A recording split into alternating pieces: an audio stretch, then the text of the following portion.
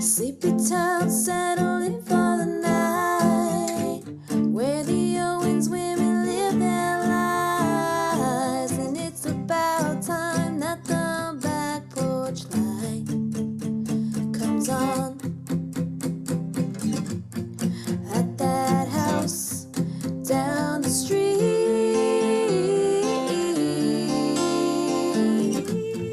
at that house on Magnolia Street. Apple bottom jeans. Cute. Okie doke. Hello, Darlene. Good day, Donna. Welcome. Not patrons, listeners. One and all. Patrons and listeners. Welcome, parents. Welcome, non-parents. Welcome, witches and non-witches. It's like we haven't done this in a year. God damn. Can you hear my cat clacking around with a little jingle jangle toy? No.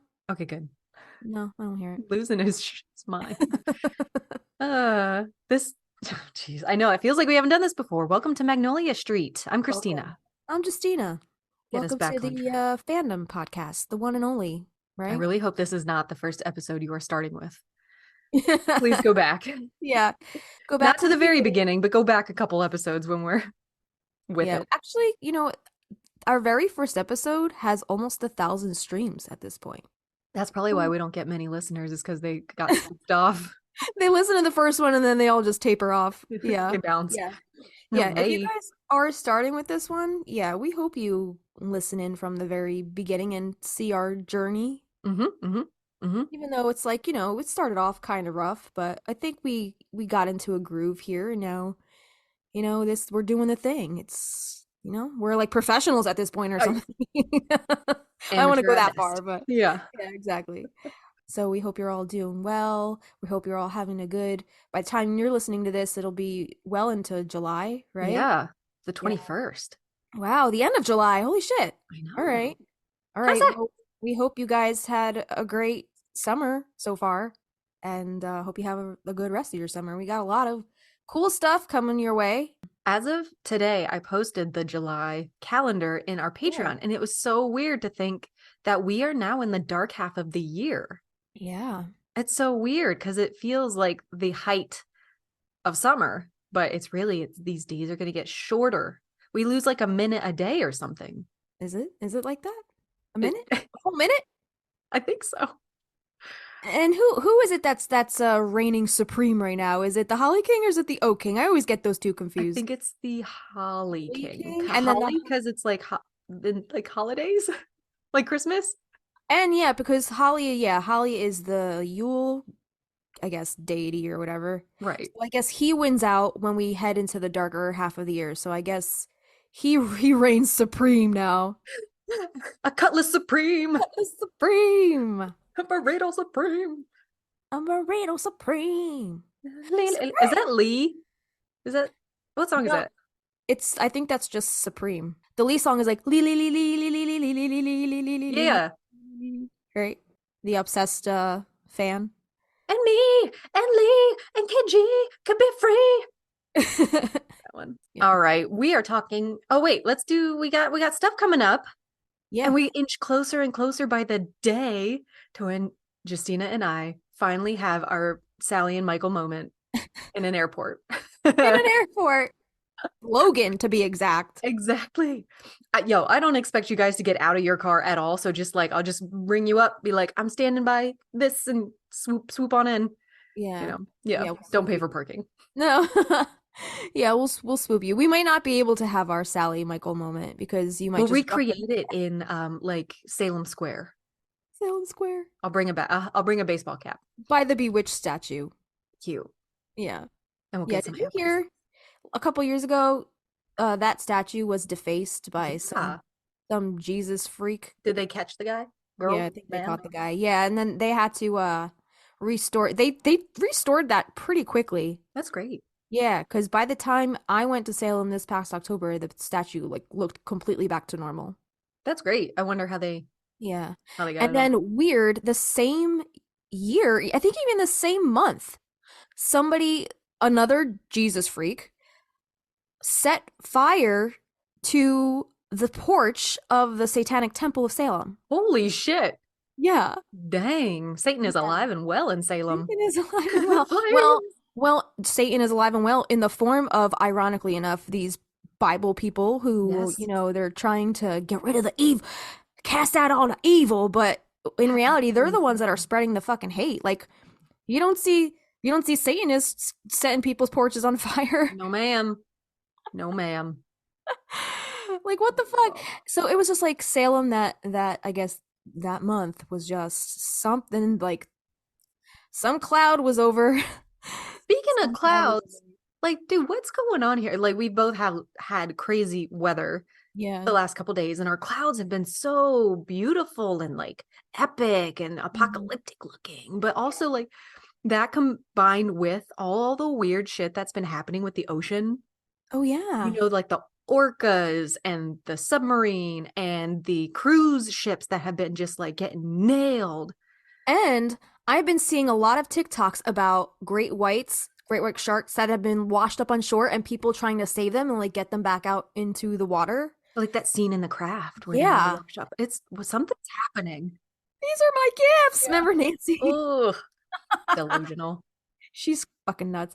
Yeah. But yeah, crazy shit all around going down. And not to mention, I think we recorded a little stint about this in the last episode, but we ultimately ended up cutting it from the last episode because we had found out the news of the passengers of the submersible that was trying to get to the Titanic.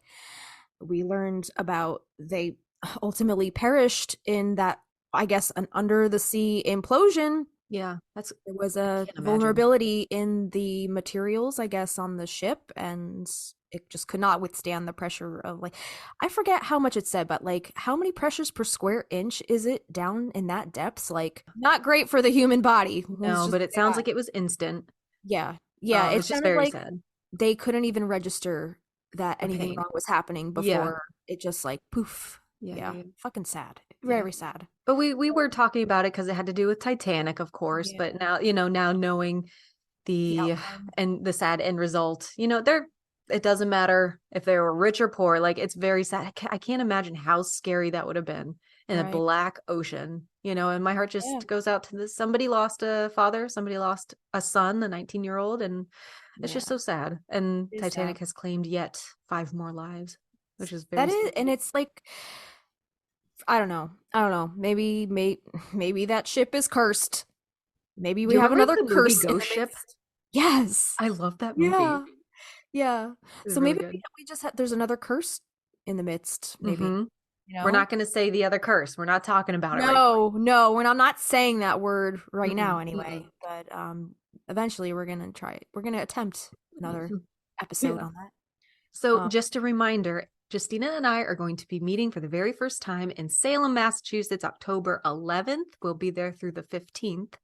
And we're going to be hosting a listener event, a meet and greet on the Friday the 13th from 9:30 to 12:30, 9 o'clock to 12:30 we'll in the probably close morning. the place out. We'll Yeah. probably close the place out. Yeah. Yeah. So if you'd like to come hang out with us and have a drink with us, you're more than welcome to. We do ask that you head to our Eventbrite link, which will be in our show notes.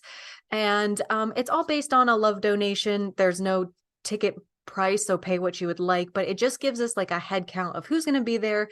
And then we can give that number to the place where we're going to hold the event. So they have an idea of who's coming. So if you'd like to go, Yeah. check out the Eventbrite link and sign up there. Yeah, the location is still to be determined. We're kind of reaching out to a few places, seeing who bites, because it is very hard to get to book any kind of, as you've seen, Christina. We've been getting a lot of responses from places being like, you're trying to book something here in October? What are you, nuts?" Like, Yeah. they didn't Good luck. say that like flat out, but like basically like the gist is like, we don't take reservations in October because it's just that nuts here in Right. October. Right. So there was like, maybe one or two places that reached back out, like asking us additional information. So once we solidify a place, we'll post that to the Eventbrite as soon as we find that out. But Yeah. as of right now, it is still up in the air as far as where the event is going to be.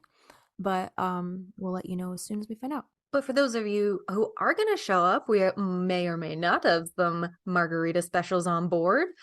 And we are also planning to have a few printable goodies for those who show up, and maybe t-shirts. Come and hang out with us for a little bit. Yeah. October 13th in Salem, Mass. We'll get you the location as soon as possible. Yeah. I'm excited. Me too. Oh, dude, I'm so stoked. It's all I've been thinking about. I'm very Yeah. excited. Yeah. But today we are in the thick of summer. So let's talk about some magnolia trees. You know what's funny enough? Like magnolia trees, I don't know, obviously you guys have them down in the south, but in the north, they're no longer in bloom here. Ours are actually ours are still blooming. They're still But it's bloom? still only June, so All right. they're Yeah, still blooming here. I don't think they're in bloom any longer. I think that's like an early spring thing Mm. for Jersey and the New England area anyway, Mhm. tri-state New England. Yeah, they're no longer in bloom. The one in my yard I've never seen bloom. Really? So I don't know if it's not mature enough or what. It's big. It's really tall. Right. So it's established, but I've never seen any blooms on it. So Okay. sad. But I don't think we included this in here. They tend to spread from their roots, so they'll have tiny little shoots coming out. I guess you can cut those and transplant those into more trees. Oh shit. Yeah, so I'm gonna do that with mine and see if it works. I think they sell the rooting powder you probably have to use Yeah.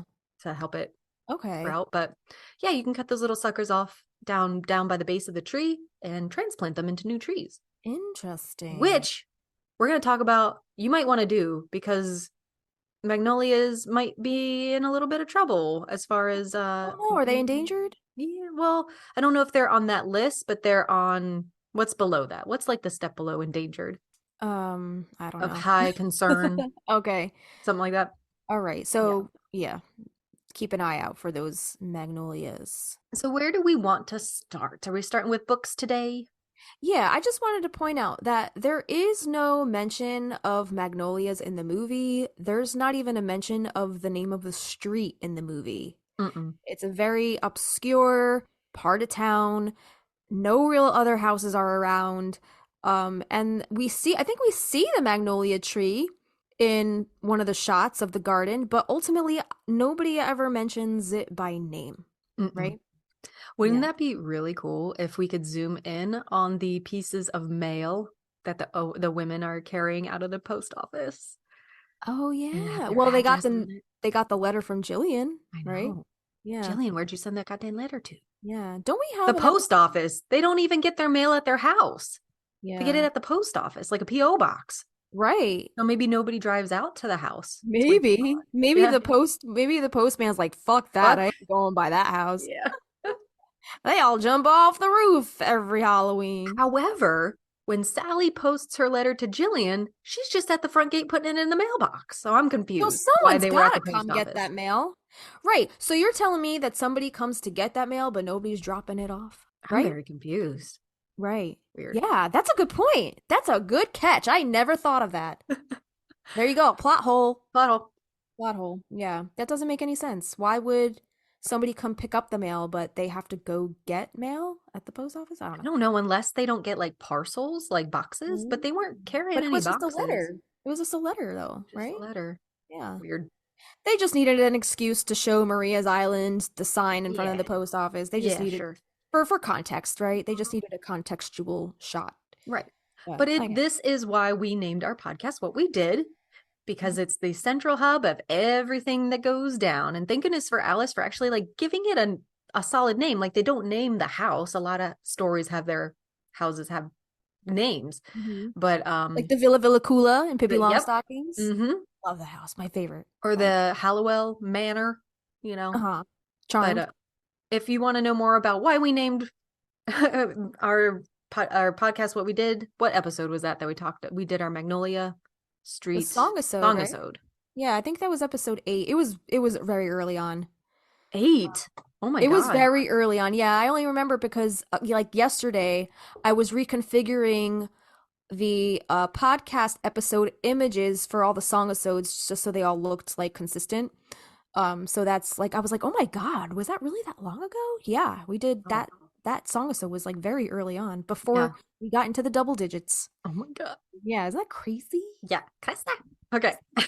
Yeah, if you want to touch on any of the Magnolia Street stuff from the books, let's do it. This kind of sets the stage because like Christina said, it's the central hub of all the happenings of the Owens family. It's nice to just give that its place. So it says this is on page 3, I think this is the opening passage. For more than 200 years, the Owens women have been blamed for everything that has gone wrong in town. Should I just keep rolling with that? Yes. Okay. If a damp spring arrived, if cows in the pasture gave milk that was runny with blood, if a coat died of colic or a baby was born with a red birthmark stamped onto his cheek, everyone believed that fate must have been twisted, at least a little, by those women over on Magnolia Street. A little. At least a little. At least a little. At least a little. Oh, okay. All right. So, yeah. So you pointed out there weren't many botanical references in these books, right? Not at all. Not at all for Magnolias in book 1. Right. I mean, there's a lot of mentions about the reference to the street name, but not a lot about the botanical aspects. So this says these were the prevailing attitudes when Maria Owens first came to Massachusetts with only a small satchel of belongings, her baby daughter, and a packet of diamonds sewn into the hem of her dress. Maria was young and pretty, but she dressed all in black and didn't have a husband. In spite of this, she possessed enough money to hire the 12 carpenters who built the house on Magnolia Street. And she was so sure of herself and what she wanted that she went on to advise these men in such matters as what wood to use for the mantel in the dining room and how many windows were needed to present the best view of the back garden. People became suspicious, and why shouldn't they be? Maria Owens' baby girl never cried, not even when she was bitten by a spider or stung by a bee. Maria's garden was never infested with earwigs or mice. When a hurricane struck, every house on Magnolia Street was damaged except for the one built by the 12 carpenters. Not one of the shutters was blown away, and even the laundry forgotten out on the line stayed in place. Not a single stocking was lost. So that just goes to show you there's some kind of magic lingering on this property on Magnolia Street. I want to point out that I didn't look this up before, but there are quite a few, 1, 2, 3, 4, 5, 6 hits when you type in Magnolia Street and you look around the Boston, Salem area. There's one north of Salem, Beverly, Massachusetts. There's a Magnolia Street. There are 1, 2, 3, 4 like within the Boston city limits, and then there's one south of Salem in Saugus, Saugus. So there's a couple different Magnolia Streets. I'm wondering which one she would have been in. Do you think it would have been North Salem? Probably. So that's in Beverly. And that's a tiny, tiny little street. Yeah. 1, 2, 3, 4, 5, 6 houses. So you mean it's not on a bluff? Not on a bluff, sadly. No. Did you know there's a Magnolia, New Jersey? I did not know that. No fucking idea. I fucking live in the smallest state ever. I've never heard of this town. I know nothing about Jersey. Neither do I, apparently. And I've lived here my whole life. There's this website I just found, the Borough of Magnolia, New Jersey. Interesting. Yeah. Oh wow, it's by Cherry Hill. Okay, that's probably why I never heard of it. It's like past Philadelphia. Oh shit. That's pretty far south. Yeah. All right. So yeah, a lot of like, you know what's really weird? Like, New Jersey is like one of the smallest states, but people from the north never like even talk about the South, and people from the South never even like never heard of the North. It's really weird. Did you know that regular Virginia is farther west than West Virginia? West Virginia? Really? Yeah. So stupid. Yeah. And apparently Central Jersey doesn't exist. It's not on any map. It's not. Well, like Central Jerseyans believe in Central Jersey. It's like platform 9 3/4. But like if you're there, you're there. If you're there, you're there. But like if you're not, then it doesn't even. It doesn't exist. Steve Colbert, I just came across a really funny video on TikTok, like where he's sitting down with the governor of New Jersey, and he's like asking him like about North Jerseyans and South Jerseyans, and then like why he thinks Central Jersey exists. It's hysterical. Like, you would only think it was funny if you were from New Jersey to get like the context, but is Stephen Colbert from there? Where's he from? He might be from New Jersey or New York. I don't remember. Okay. But yeah. Anyway, getting off topic. Back to the Magnolia. Crazy. Never knew there was a Magnolia, New Jersey, but now my interest is piqued. So I guess we could highlight a couple from Rules of Magic. That's Alice's second book in the 60s, takes place in New York. And the first mention comes on page 19. It says, this is talking about the 3 siblings, Jet, Franny, and Vincent. They arrived on Midsummer's Eve, the summer solstice, when the day is so long it seems for once there is all the time in the world. The roses were in bloom, and the green blur of pollen drifted through the darkening air. As they walked through the small town, neighbors came to stand at their windows and gawk. It was common knowledge that any stranger dressed in black would likely be headed to Magnolia Street. Yeah, so that was the first kind of reintroduction to Magnolia Street after the initial book Practical Magic, where but this one is, when we're talking about the aunt's whole storyline. So this was even before Jillian and Sally were even on Magnolia Street. Aunt Isabel was the Right. owner of the Housekeeper, house yeah, then. owner. I thought there were one or two mentions of Magnolia in Rules of Magic that weren't a part of this, that didn't say street. Yeah. Page 107. They had all spring and summer to enjoy Manhattan. The magnolias and ornamental cherry trees were blooming in the park. They met at twilight, free spirits, no longer tethered to their parents' wishes. But that's really, there are, like Justina said, lots of mentions of Magnolia Street, but we'll try to just keep on the actual botanical stuff for this time around. And then Magic Lessons and Book of Magic really gear it up, right, with mentions of the actual tree, because Magic Lessons, that's where the origin, at least in this story, comes from. Right. Yeah. So if you've ever wondered why did Alice call the name of the Owens house street Magnolia Street? So in Magic Lessons, Maria's story, based in the 1600s, we actually find that out. On pages 198 to 200, it says, on the island of Carib, people called Madinina, Island of Flowers, Samuel Diaz had met a man who told him of a sort of tree people swore could make a woman fall in love if she stood beneath its boughs. Perhaps if he brought Maria Owens this tree, it would open her heart, for he was already convinced that he belonged to her and that he had, ever since she had saved his life. He'd hired 2 men to take him into the hills, and when he saw the tulip tree, he sat down and wept, which had shocked the native people who accompanied him. They lowered their eyes as they dug up the roots and refused to take the coins he offered. Clearly, he was a man who'd been cursed and loved in a way that was too strong for most men. By the time Diaz arrived in Salem, he had been traveling with the tree that would someday be called a magnolia, after the French botanist who would classify it. For so long, he had grown fond of it and had begun to talk to it, telling it stories of other trees. His mother had once told him about a man who loved a woman but couldn't tell her so, for when he tried to express himself, his words got stuck in his throat. He brought a tree to his beloved, and when it bloomed, she understood what was in his heart. Perhaps his mother's advice had been given to him to use when he needed it the most, and he needed it now. After leaving the Queen Esther in Boston, he'd found a horse and a cart and traveled here to Essex County. He'd gone through the green fields and dark forests, filled with birds that called with songs he'd never heard before. He preferred light and heat, and what he'd seen of the city of Salem already caused him to loathe the place. He'd had several offers for his miraculous tree, the likes of which had never been seen in Massachusetts. But he turned each proposal down and hurried on. He had no interest in these people dressed in gray, with their pale faces and their pale eyes. His father had given him 1 week away from the ship to complete his mad plan of winning Maria with the gift of a tree. It was obvious to Abraham that his son was in love, but not so clear that his attentions would be reciprocated. The notion of dragging a tree around the Massachusetts Bay colony seemed unnecessary, especially for a man who knew how to get what he wanted simply by talking. Just tell her how you feel, Abraham Diaz had suggested, though he knew how hard it was to dissuade Samuel once he had an idea in mind. The tree will tell her, Samuel said. As soon as they'd arrived in Boston, large buds had appeared on the branches, which had drawn a crowd. Diaz had shrouded the tree in muslin to ensure that no one would attempt to steal it. Now, here in Salem, he had walked the cobbled streets, asking people if they knew Maria Owens, but no one could help him, and most eyed him with suspicion. At last, he decided there was only one way to win this woman over to his side. He drew the muslin from the branches, and there was the magnolia, glorious even though it had not yet flowered. As far as he could tell, it was hours away from blooming, and he had no time to waste. Standing at her window, Anne was enchanted to see the buds that would soon be opening into white stars.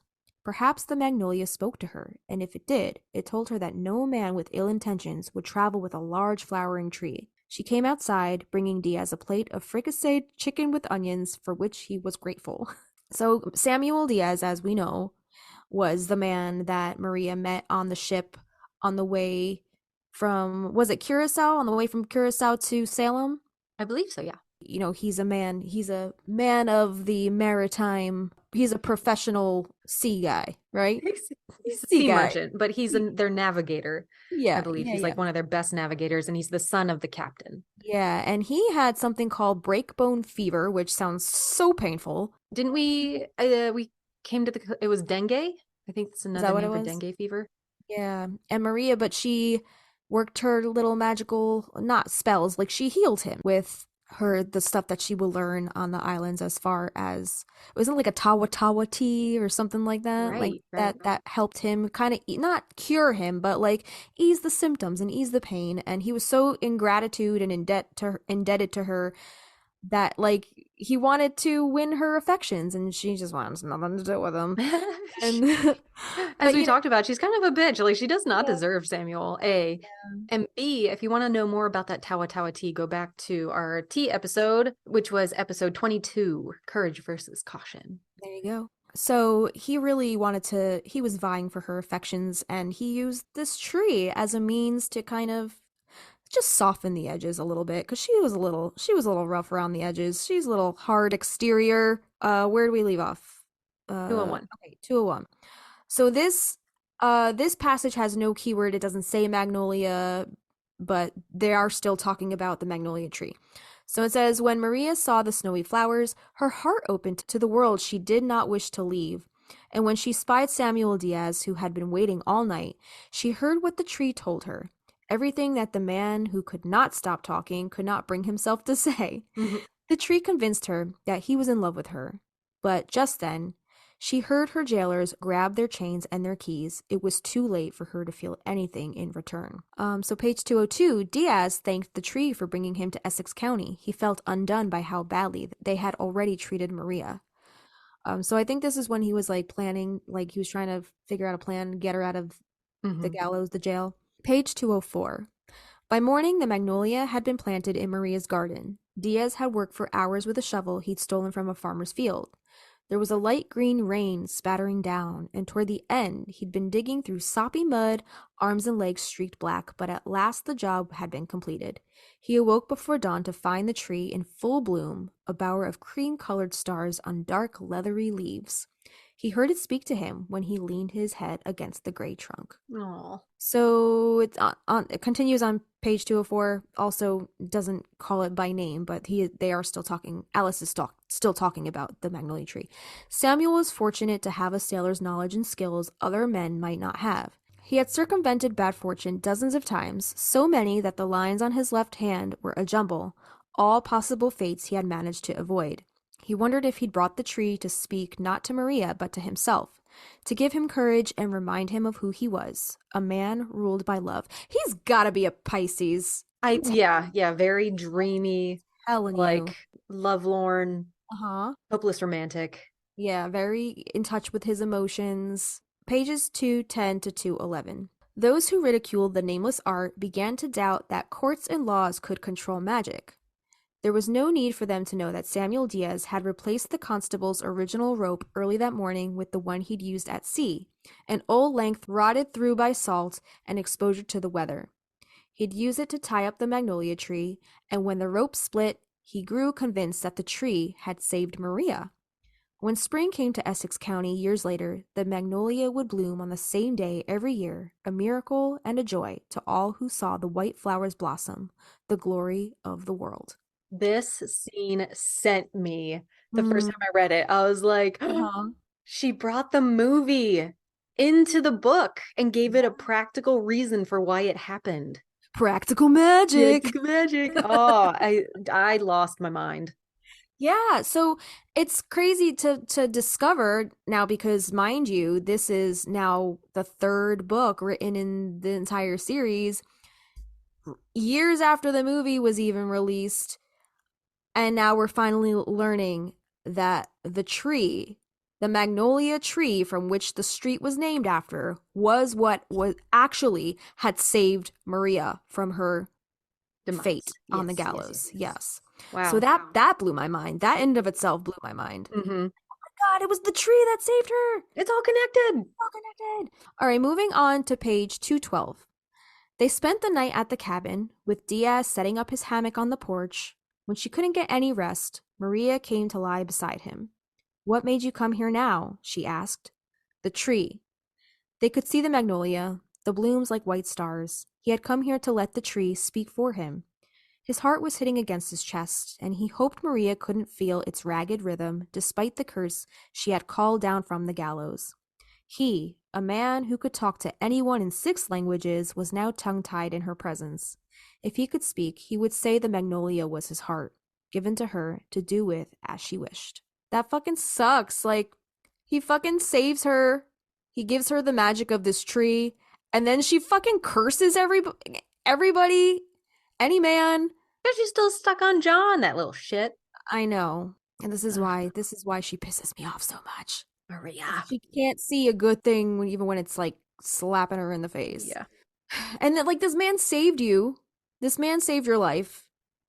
And like you're still, I'm not saying that you have to love every person who saved your life, but you obviously have a connection. You've obviously been intimate with each other.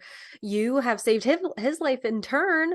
Right. And you're just fighting it. You're fighting the inevitable. And even at this point in time, the curse is not a real thing, but she's so stuck on John's small dick energy that she can't see that Samuel is their person. Yeah. Like, not that she's indebted to him or she owes him anything because he saved her, but like, he's doing all of this because he loves you. And she's just so stupid bitch. Maybe she wasn't blind to it, but she's just being stubborn. She's being hard-headed. Yeah. Page 226. She often thought of the other gift he had given her, the magnolia tree in Essex County that had predicted her freedom. It was a tree of fortune, blooming not in season, but whenever it chose to do so. Even now, in the bitter and austere Massachusetts Bay Colony, where women were being jailed every time a neighbor accused them of hexing sheep and cows or setting a pox on their children with the devil's help, often from miles away, while the accused was asleep in her own bed, the magnolia tree had bloomed all winter long. Some people said that it, too, was the work of the devil. But others went to sit beside its flowering boughs, even when there was snow on the ground. And that's weird. I have never seen a magnolia tree bloom in snow. On the East Coast, New England, tri-state area, it can snow here up until April, even early May sometimes. So it's it could be very possible that a magnolia tree will bloom through the snow. That's true. I was under the impression that in that passage that I read just now, that maybe they were talking more about like the dead of winter, which would be more out of place and would kind of make more sense that it would be a more magical tree if it was blooming more out of season. All right, so page 261. There was much he hadn't told her, hundreds of stories, perhaps 1,000, and it pained him to think that it was quite possible that he never would. He should have told the story of stumbling upon the magnolia, how he'd sunk to his knees and cried, overwhelmed by its beauty. He should have told her that while they were on the Queen Esther, he'd wished they would never reach Boston, and how he had worried over her fate in Essex County, and how he would worry about her still. Page 262. The ground was muddy, and the herbs in neat rows turned the air spicy. Why is it spicy? You ever see that TikTok? Why is it spicy? It was a good time of year to plant the tree he had brought from St. Thomas, ignored for as long as he'd been there, its roots wrapped in burlap, its leaves still coated with salt. It was not a magnolia, the one genus that might have convinced even the most contrary women to fall in love, cursed or not. All the same, the roots of the tree of heaven would take long after the red flowers fell off and scattered. Samuel hoped it would tolerate the chilly climate of New York and did his best to help it to do so, choosing a sheltered place beside the barn where it would be protected in the winter. And yeah, fuck Samuel Diaz for bringing the tree of heaven here, because that's why we have all these lantern flies now. But are the lantern flies native to the U.S. or are they from somewhere else? They're native to, I think, Asia. So you think that there could have been a lanternfly on this tree of heaven when it was brought here? By Samuel Diaz? Yeah, poor Samuel. No, not necessarily. Can't get your break from the women. Because we didn't get the lanternfly outbreak until the 2020 pandemic. So we can't blame him. We got the pandemic and we got lanternflies. Yeah. So yeah, I'm not blaming Samuel Diaz for bringing the lanternflies. I'm blaming him for bringing the tree of heaven because that's what the lanternflies. Because it's so yummy. Is that? That's what they're attracted to. Right. Yeah. So they do suggest like if you have a tree of heaven on your property here, like cut it down because then That's it so won't sad. attract as many lynx. Well, they're kind of ugly trees. They look like Oh, wheat. They don't they're not very pretty. I don't okay. know. I think Alice she romanticizes the tree of heaven. It sounds like a beautiful tree, right? Like a Right. willow or something like that, but no, Trash tree. it's a trash ass tree. But in that passage too, she was like, it was not a magnolia, but Right, yeah. Yeah. So, page 321. It says, "You think love is so simple?" Maria thought of the day she saw John Hathorne in the blue dining room in Curacao, and the morning Samuel had brought the magnolia tree to Salem, so she thought that the snow was falling. "Take my advice," she told Faith. "Stay away from it." and Faith is like, I don't give a shit about love. I want that dark magic. Uh-huh. Faith is just trying to fuck the world with What the her darkness. Oh. All right, page 358. And there was something Faith didn't recognize. The tree Samuel Diaz had brought here from 1,000 miles away, planted in the hours before Maria Owens left Massachusetts. People in town said that if you stood beneath the magnolia, your beloved would come to you, no matter the season or the time, and when its flowers bloomed, those who passed by became confused, imagining there had been snow in May, there it is, or that stars had fallen from the sky. There, you were right, May. But I mean, like it could very well snow in May because it Sure. snows on the East Coast, like in the north on the Right. East Coast, it can snow up till May. That's not unheard of. So on page 360, Samuel left the trees where they were. Though each one had made him think of Maria Owens, all the same, a gift given to someone who wants nothing from you is worthless. He knew that now, though he still dreamed of the expression on Maria's face when she looked out the window of the jail and declared the magnolia to be a miracle. It drives me crazy. Oh, Yeah. look at this miracle. Never mind. Fuck it. I hate it. You know? I don't think she actually did that. I think he was like kind of like fantasizing about Pisces. her. Yeah, like he was fantasizing in his mind about like Maria's reaction, what he would want it to be. Right. Not that that was actually what her reaction was. She didn't give a fuck when she saw Right. that, right? Mm-hmm. I struggle Um, with that. The yeah. expected reaction versus the actual reaction. Mhm. Yeah. As we both have struggled with that, like, you get excited to show somebody something or tell somebody a good piece of news and they're like, "Oh, all right, cool." It's Maybe like you're not the person I should be telling this maybe news you're to not the then.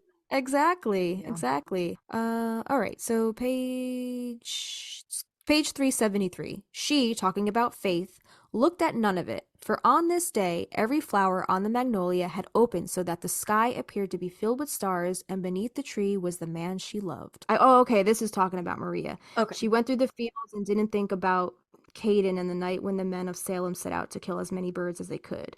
All right, blah blah blah blah blah. So she, whenever when it's referring to she, yeah, it's referring to Maria, not Faith. Okay. Now we're going to page 374. So it says, after midnight, they were back beneath the magnolia tree. They climbed into the tallest branches so they might look for sparks in the sky or bonfires lit in the fields, any signs of life. Maria fell asleep for a brief time, there in the branches, nesting like a crow. She dreamed of dark water, and when she woke, she was drenched, even though there had been no rain. Samuel was sleeping still, holding on to a bough of the tree. Page 390. He liked to tell stories. He always drank a special tea to give him courage, and wherever they might be, he searched out a certain variety of tree, bringing home so many that the road that led to the Owens house was now called Magnolia Street. Okay, so I guess he planted multiple magnolias, like leading up to the house. Mm-hmm. Cool. It was rumored that if you stood there in May, on the day when the trees bloomed, you were bound to fall in love. But no one believed tall tales such as that, except for those it had happened to, and those couples often married there, rather than in church, and were said to be exceptionally happy. That'd be cute. That would be so pretty to get married under a magnolia tree. Right across from our driveway, our neighbor next door has the biggest oak tree, and it's one of those like gnarled, like spooky ones with the low hanging branches. And his daughter Ooh. got married under that tree, and they had like draped like beautiful white. Oh, Dude, this I'm gonna send you a picture of I this tree love because we get that. to look at it. It's like Yeah, our driveway, the street, and then we look at it. that's so It's pretty. stunning. It's so cool. Yeah, me and Avi were supposed to get married under a big oak tree. Our venue, our wedding venue actually had one in their back property on the grounds. Hmm. And they did host ceremonies under that tree, and it was like adorned by these like twinkle lights. I love that. And when we went to go look at the property, we wanted to do that. We wanted to do the ceremony outside, and they're like, all right, just want to let you know that we can't guarantee that those lights will work the day. Sometimes they work, sometimes they don't. And I'm like, what the fuck? Wow. Paid Okay. all this money, like, make sure they fucking work. Yeah, put some batteries in that shit. Yeah, so we had planned to do the ceremony out by the tree, and then it got rained out. So Oh we man. had to bring it inside. So we were not meant to get married under that No, tree. you weren't. But like I was like so bummed. I was like, it's such a pretty tree. It is such like it was such a gnarly looking tree, like very spooky looking, like you were It would just have been saying. perfect.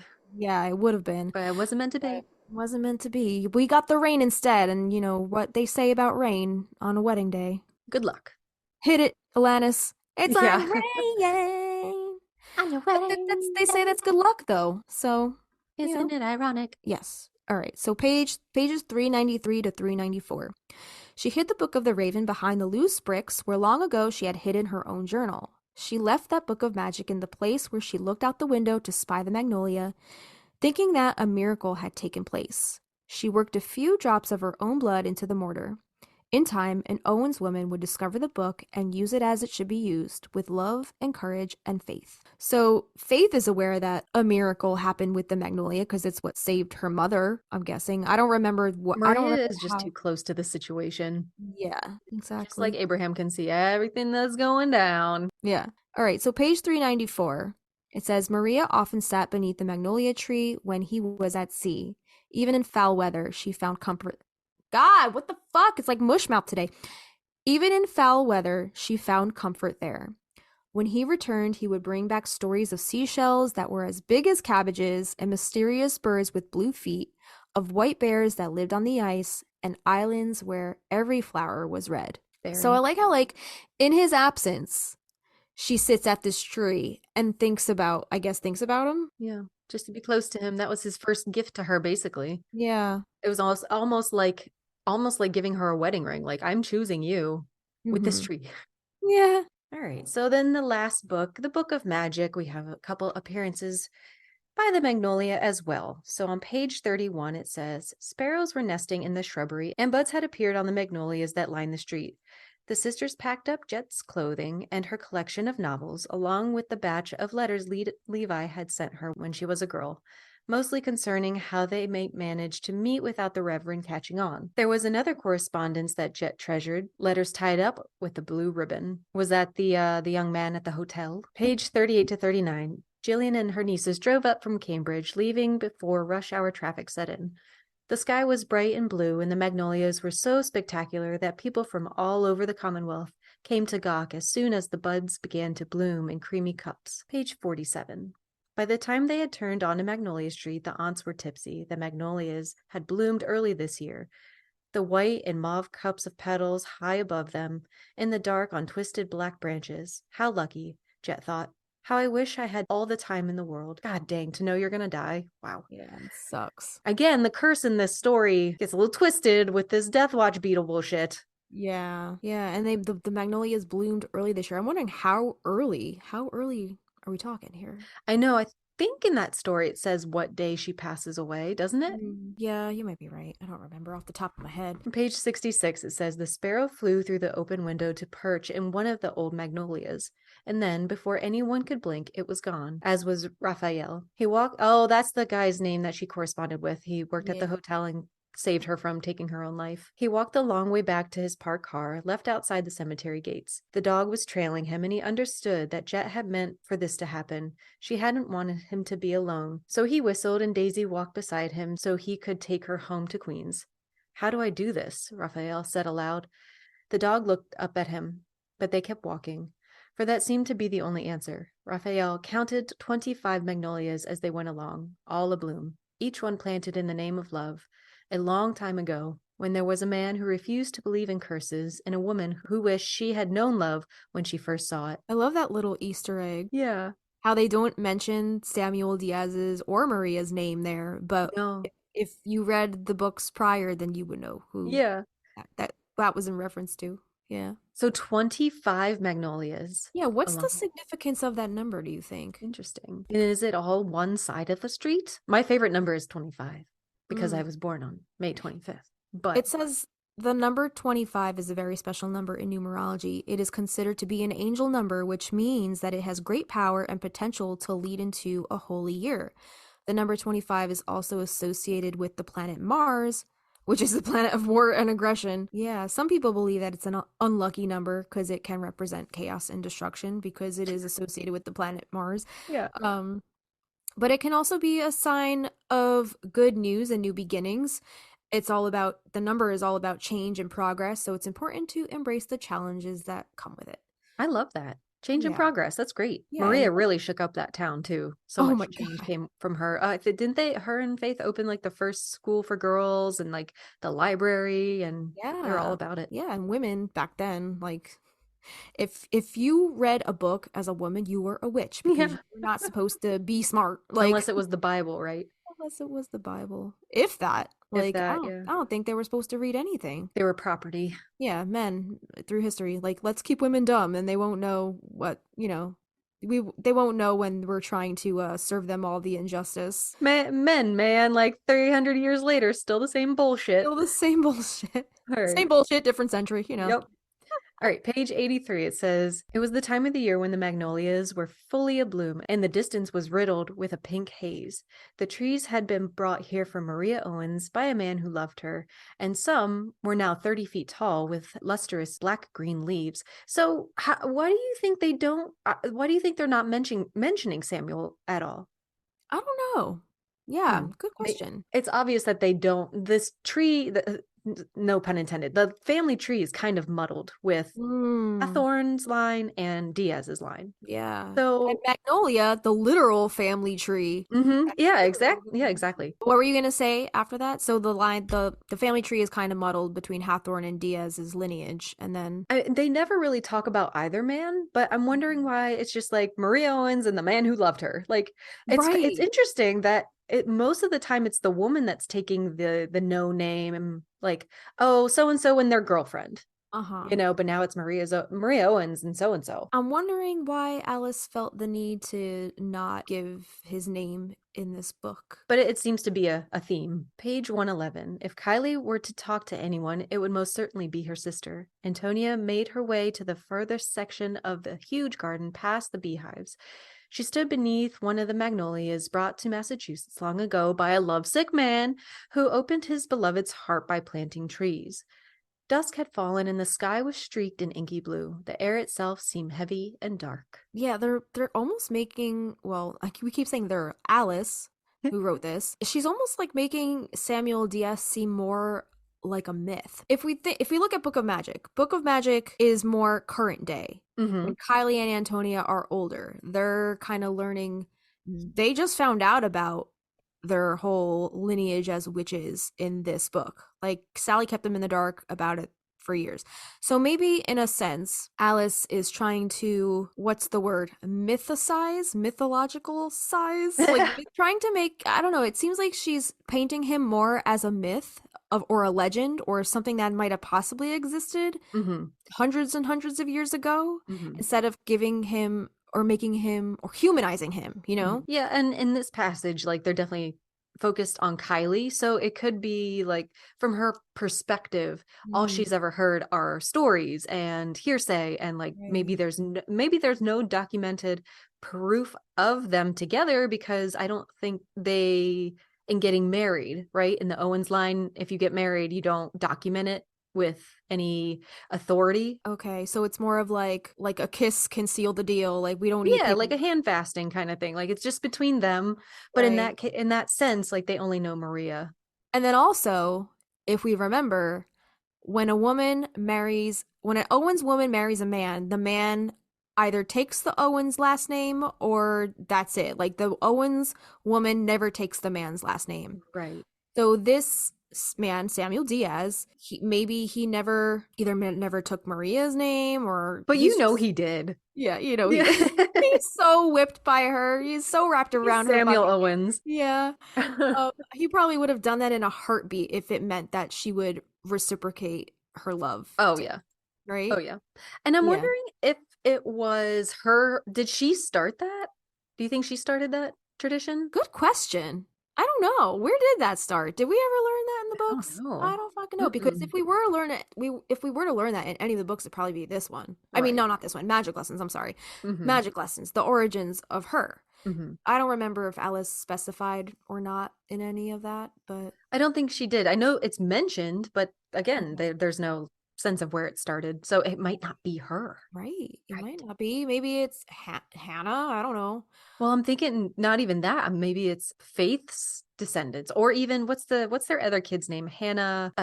They named her after Samuel's mother. Like their other kid. Like Yeah. who knows where that started? Like, oh, we need to keep Owens in forever, forever and always. All right, Yeah. we got a couple more. Oh, sorry guys, we just It's all right. No, and this is perfect. This theorizing. is great discussion because, like, it's cool to talk Oh, sorry. this out and kind of just come up with different theories. That's the whole Yeah, point of this. So that's why we're doing the podcast, that's guys. right. We want to hear your theories too. So definitely slide into our DMs, email us at magnoliastreetpodcast@gmail.com. We want to hear what you guys think of this whole spiel. So I when I read this when I was younger, I was like, that's fucking cool. That's so cool. What like power move. And then I got married and I changed my name. Then I got divorced and had to go through the just ugh, atrocious, horrendous process of changing it back. So then when I got remarried, I'm like, I'm not changing that shit. I'm not changing that stuff again. it's And a at the lot of time, fucking work. It's a lot of work it's to a lot of change your work. And I think initially when Aaron and I got married, we were like, yeah, we might have kids. And then it turned into a solid no. But I was like, name. if we have kids, they're getting the Bobbage name, Yeah. you know? So, but that's not going to happen. Yeah. And I have not changed my name either. Like, if somebody wants to send us a wedding invitation or like invitation to some kind of social event, by all means. If you want to Mm-hmm. put my husband's last name on there after Sure. my name, that's fine. Socially, I don't care. Mm-mm. Legally, I ain't changing shit because that means you got to get a new social security card, you got to change your passport, you got to change your license, you got to change your credit cards, you got to change your Right. bank statements, like everything. Everything. It's It's a fucking pain pain in the ass. I ain't doing it. I in ain't the ass. doing it. How you doing it? You're smart. You did it on the first marriage. Hopefully you're one Right. and only, but man, so smart. Uh, All right, just where did I stop? Is I'm 112. Here we go. yeah. Antonia stopped where she was. The magnolia was blooming, and the leaves were waxy and damp. There is no curse. Yes, we're different, but they would have told us if there was a curse. Page 343. There were lilies here as well, cream-colored buds attached to thick, waxy green leaves. Franny was reminded of the blooms on the magnolia trees all around their house. A genus so old it had existed before there were bees. Which is true. We're going to talk about that later. Oh, Leaves tough as leather, so that it might protect itself from harm. The flowers glorious and wild. 355 to 356. The oak trees with their enormous star-shaped leaves, the huge drooping hemlocks and pines, the magnolia with their waxy black leaves, the pond in the center of town where the swans nested, the houses with their gables and wide front porches, the sweeping beaches in the town cemetery, the landscape of Vincent's past. I love that. I love that picturesque little town description that they mm, had there. Very cool. yeah. 357. They were buried together in the Owens family cemetery, sharing a single headstone decorated with an etching of a magnolia tree, the oldest tree on earth. Here, long before men and women lived and died, before there were bees, men still got down on their knees and declared their love beneath the magnolia's branches. Women said their vows here and meant every word. 369, it says, the babies in attendance were surprisingly well behaved during the ceremony. Bertie, only 2 months old, was utterly silent, in awe of the magnolia tree with their huge saucer-sized flowers. And then lastly, on 372 to 373, Bertie was in her stroller. I think that's Jillian's daughter, right? Yeah, I think so. Already dozing when they took off, headed toward the end of Main Street, past the magnolia that grew on the library lawn. It was said that Maria herself had planted it there when she was a very old woman, helped by her daughter Faith and by her grandchildren, who were descendants of the. Wait a minute. And by her grandchildren, who were descendants of Thomas Brattle, who had. Wait a minute. We Did talked Faith about hook this up with earlier. Thomas Brattle? I think so. Oh, shit. Who had written so eloquently against the witch trials and had secretly loved Faith. Yeah. So, Okay, I totally missed that. Earlier, we were like, who the hell's Thomas Brattle? well, yeah, that's because, yeah, I found that passage and I was like, oh, that's interesting. That was the only one that we missed. Mm-hmm. Who the fuck is Thomas Brattle? Oh, I can't wait to deep dive on him. Yeah. Well, we could do a whole episode on him, but just to, like, quickly sum this up, he was actually a real life American merchant who served as treasurer of Harvard College and a member of the Royal Society. He was known for his involvement in the Salem witch trials and the formation of the Brattle Street Church.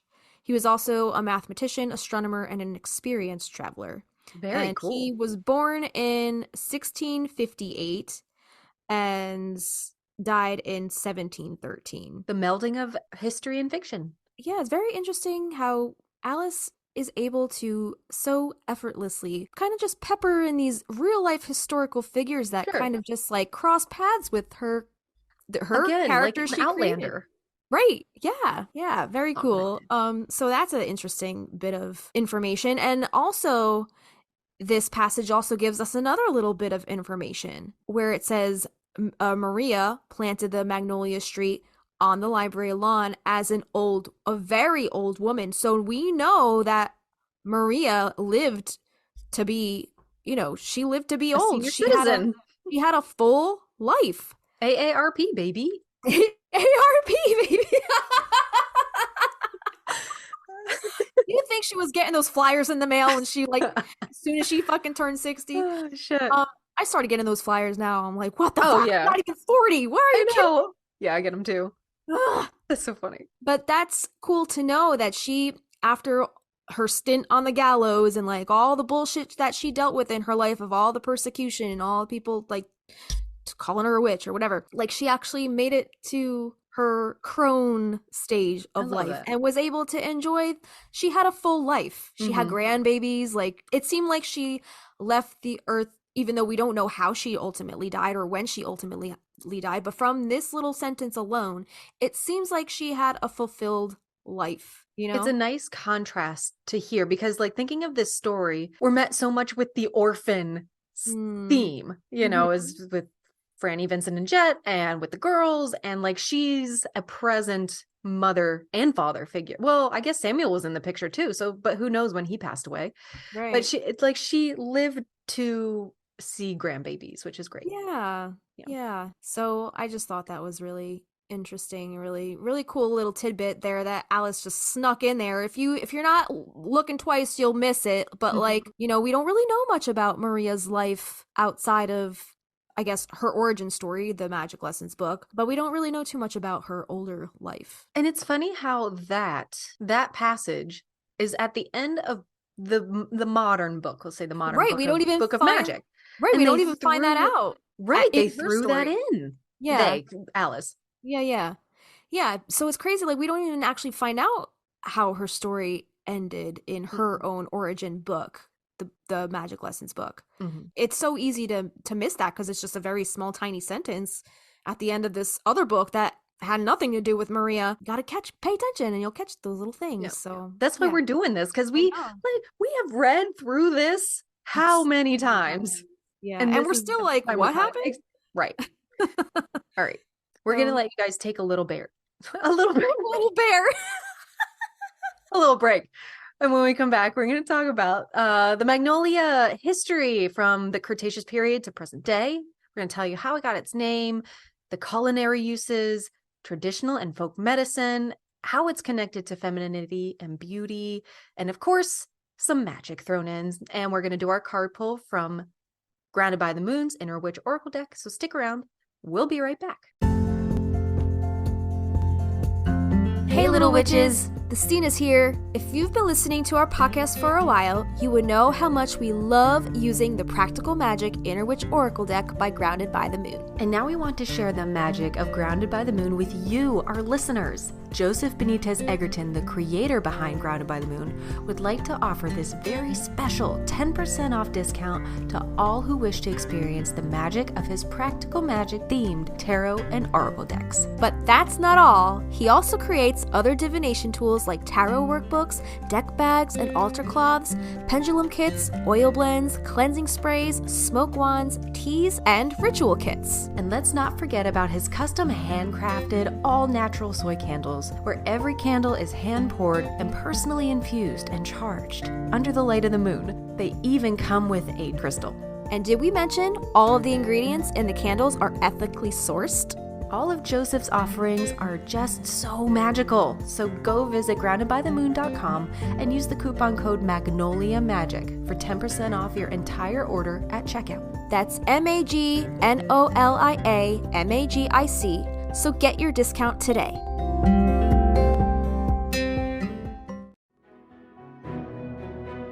Hey, we're the Stinas, and you're listening to the Magnolia Street Podcast.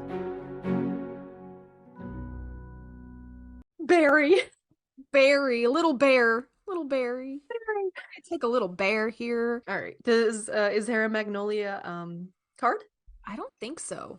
Justina's got her deck from Joseph's Inner Witch Oracle over at groundedbythemoon.com.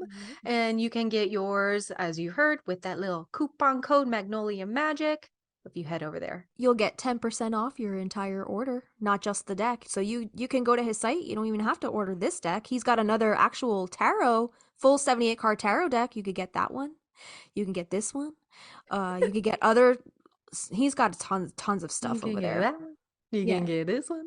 Yeah, so head on over there, get whatever you want at groundedbythemoon.com, and the 10% goes toward your entire order. So have fun with that. Nice. Shuffle up a guess, baby. Shuffle up a guess. All right, ready? Tell me when to stop. Stop. What is that? Air? Tell me how am I gonna breathe with no air? All right, so the keyword on this card is state of mind. And this says the element of air invites you to look into your thoughts. Take notice of your state of mind and don't allow your worries to get the best of you. Inspired from the Tarot Suit of Swords, air delivers its message with a sharp edge. With air comes movement and change. It is time to free your thoughts and open your mind to possibilities. It's all in how we perceive things. Be sure that you are in the right state of mind to make any decisions coming your way. When air comes into a reading, take a moment to analyze your thought patterns and communications. Use feathers and incense to better connect with this element and the energy of this card itself. And the mantra on this card is, I ride freely with the air. That is so perfect. He was using the Magnolia to say what he could not say. And what did you say about it's connected to the number 25, whatever you said before? Yeah, change. It's a number of change and I guess transformation. Is that what I said? I don't remember exactly what I said, but also if you think about the branches and like leaves of a tree as it sways in the wind, air has some kind of influence on a tree's ability to, I guess, pollinate, reproduce. Yeah, it's all connected. It's all connected. That's a perfect card. Good job, you. Yeah, we did all right with trying to make that make sense. All right, we're gonna tell you in good old Magnolia Street fashion just how freaking old this thing is. So Justina's gonna take it away. Okay, did you give me this because this has all the Latin? It doesn't have any Latin. No. No. Well, yeah, kind of. I'm not gonna have to break out my fluent Korean. You'll be all right. It has a little bit of Latin, but they seem pretty doable. Okay, so this, so we're just gonna give you a little bit of a rundown about the Magnolia before we get into all the magic and lore and history. But this is from how do you say this word? carehaze.co.uk. We'll link this below. But this says, no group of trees and shrubs is a more favorably known or more highly appreciated in gardens than magnolias, and no group produces larger or more abundant blossoms, stated the great Chinese plant explorer Ernest Wilson soon after the turn of the 19th century. So magnolias evolved on Earth as far back as 95 million years ago. 95 million. Yeah, million during the Cretaceous period. Crazy. Magnolia is a large genus of about 210 to 340 flowering plant species in the subfamily Magnolioidae. Magnolioidae. Hold on, wait. I'm gonna get this. Magnolioidae. Magnolioidae. You don't like Magnoliolidae? Magnoliolidae. Magnoliolidae. Magnoliidae? Magnoliidae? Oh, Jesus Christ. of the family Magnoliaceae. So Magnolia is an ancient genus. While there were dinosaurs at the time, bees still did not exist. So magnolias evolved to be pollinated by beetles. It's a hot beetle. Beetles. Cystobium rifoliosum. Cystobium rifoliosum. The coffin. Check out episode 4. Went 3. 4. Fuck. 3. Well, it's labeled 3, but it's actually episode 4 because we did the 2.5 bullshit. To avoid damage from pollinating beetles, the carpels of magnolia flower are extremely tough. Fossilized specimens of M. acuminata have been found dating to 20 million years ago, and fossils of plants identifiably belonging to the Magnoliaceae date to 95 million years ago. Extending into the Paleogene period, the Paleogene is a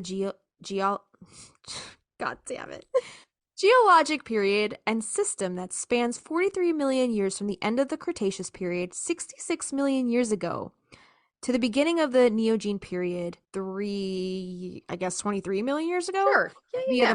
Via the Mayan calendar. Right. Okay. Let's just go with that. So as far as the descriptions of the magnolia. Magnolias are spreading evergreen or deciduous trees or shrubs characterized by large fragrant flowers, which may be bowl-shaped or star-shaped. As we know in the Practical Magic series, Alice refers to the star-shaped quality of these petals a lot. In shades of white, pink, purple, green, or even yellow. I've never seen a yellow magnolia. Have you?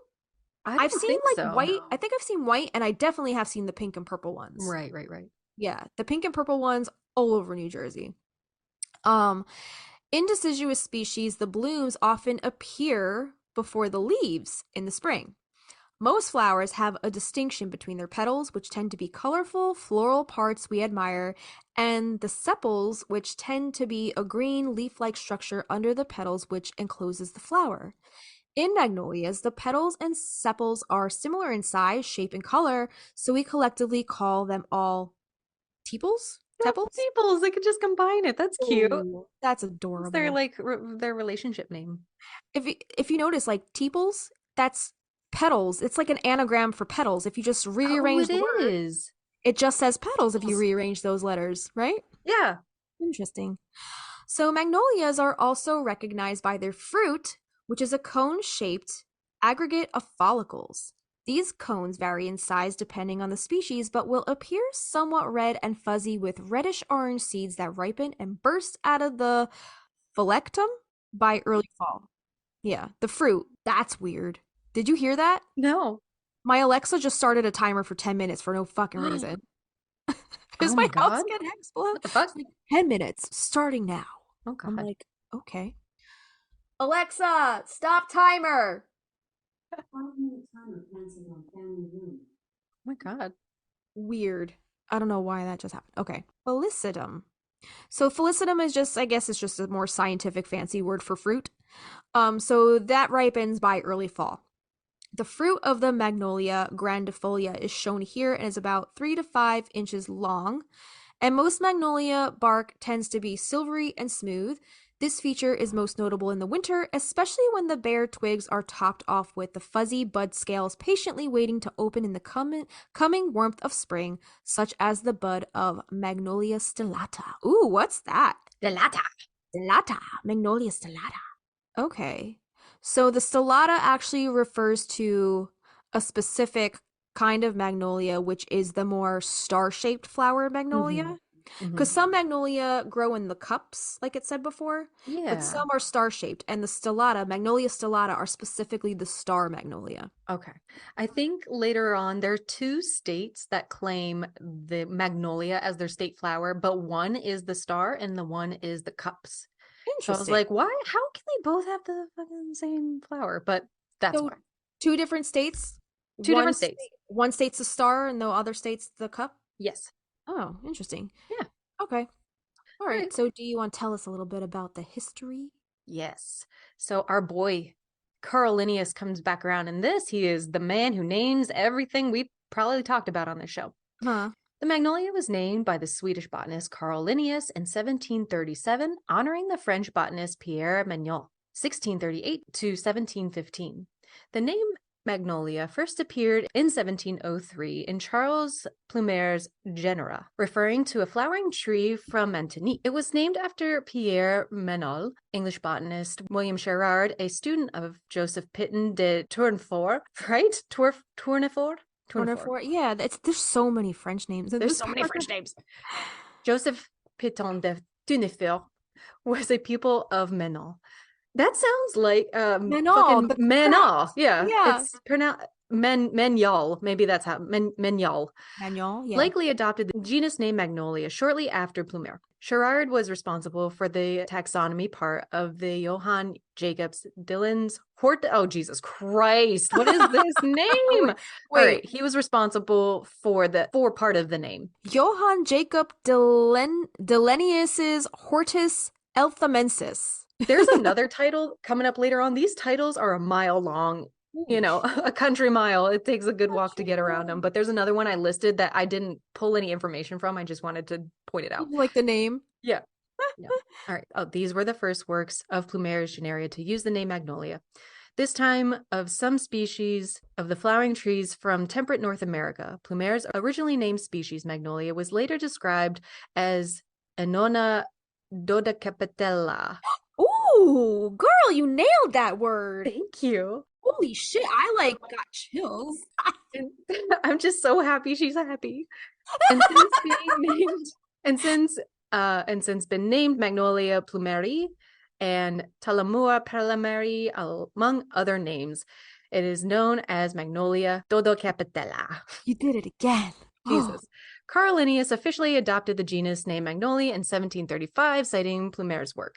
In 1753, he included Plumer's Magnolia in the first edition of Species Planetarium, describing it as a genus with a single species, Magnolia virginiana. Linnaeus mistakenly identified it as the same plant described by Catesby in 1730, relying on Plumer's description and poor picture since he had never seen an actual specimen. He considered it a synonym of Magnolia virginiana furtada, which is known as Magnolia grandifolia. By the end of the 18th century, botanists and plant hunters exploring Asia began to name and describe the Magnolia species from China and Japan.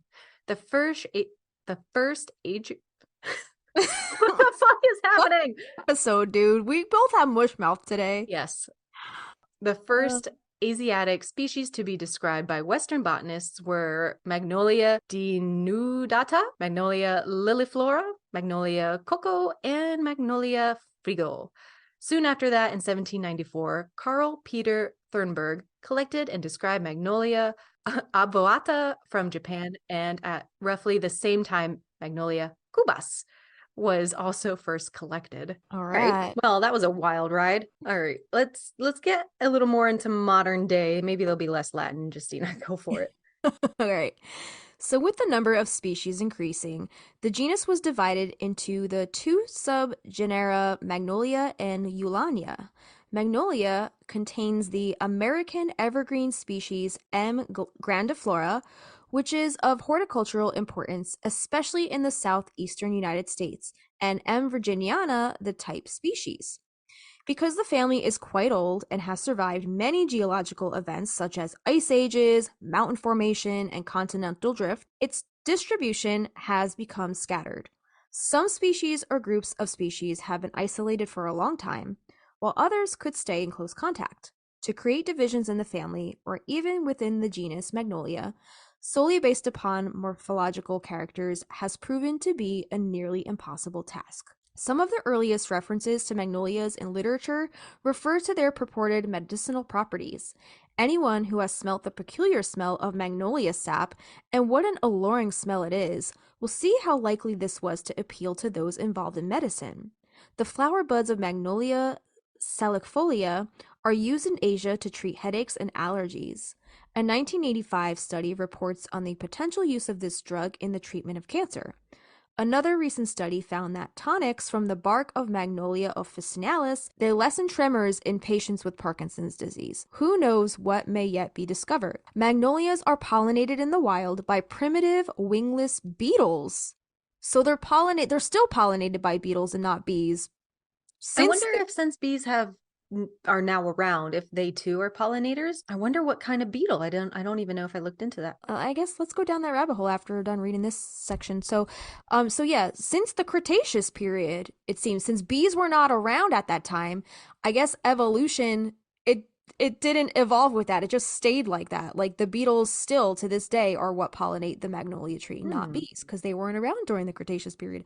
So beetle pollinated flowers are characterized by their large size, white or pink color, lack of nectar, and abundance of pollen. Beetles feed on pollen, and most magnolias do not have nectar, although they do have a scent. Beetles existed millions of years ago, before winged insects, and hence their primeval appearance. In our climate, most spring flowering magnolias flower long before many insects have appeared in early summer, and hence why many species seldom, if ever, set seed. In parts of China, this leads to an interesting spectacle where strands of Magnolia campbelli are predominantly white. In Europe, where beetles do not exist and wind or insect pollination is a reality, Magnolia campbelli is predominantly pink. In the wild Wilson and Forest record, the natives burning the white flowered trees as firewood. In the West, we treasure the white campbelly as being unique. This may have as much to do with genetics as beetles, but it does show what primitive and unique plants magnolias are. To minimize the risk of self pollination, which can result in inbreeding, depression, and recessive mutations, the flowers open in the morning and the stigmas are receptive to pollen that is brought to them by foraging beetles throughout the day. When evening comes, the innermost tepals closed around the carpel and trap the pollinating beetle. While the tepals are closed, the beetle deposits pollen all over the receptive stigmas. The stigmas then close and the anthers become active, covering the same beetle in fresh pollen so that when the sepals open in the morning, it will fly out and find another flower to pollinate. This Wow. precise delay in flower function helps to ensure cross pollination. That is really cool. I'm sure if we do a little more digging, we could probably find the scientific name for these beetles. But what I found is they're just considered a flightless beetle and were the primary constituents of magnolia flowers millions of years ago. And as they evolved, they're often considered, quote, dumb pollinators. Huh. These poor insects get a bad rap because they cannot perform more advanced behaviors of butterflies and other pollinators that have evolved later along the insect family tree. Butterflies and other, quote, smarter pollinators are able to perform advanced tasks such as extraordinary feats of flower manipulation to harvest pollen, and many have an amazing memory for flower identification. The lowly beetle is left to dumbly wander from flower to flower, although the insect retrieves a ton of credit in the early development of magnolia flowers. The process of coevolution between flower plants and insects is considered one of the most intricate multi-species evolutionary processes on Earth. When plants evolved flowers, it was a game changer for plant reproduction. So there's no reason to totally discount the beetle as, quote, dumb, since magnolia flowers would not be possible without these grunts of the pollinator world. Consequently, magnolias evolved to accommodate their, quote, lesser educated pollinators with some specifically tailored adaptations. Beetle mouth parts are made primarily for chewing, not pollen collection for delicate flower parts. Thus, other plant parts are often consumed in the process of harvesting pollen or nectar from the flowers. Magnolia flowers have leathery, thick leaves along the seeds that are well protected to handle this kind of sloppiness.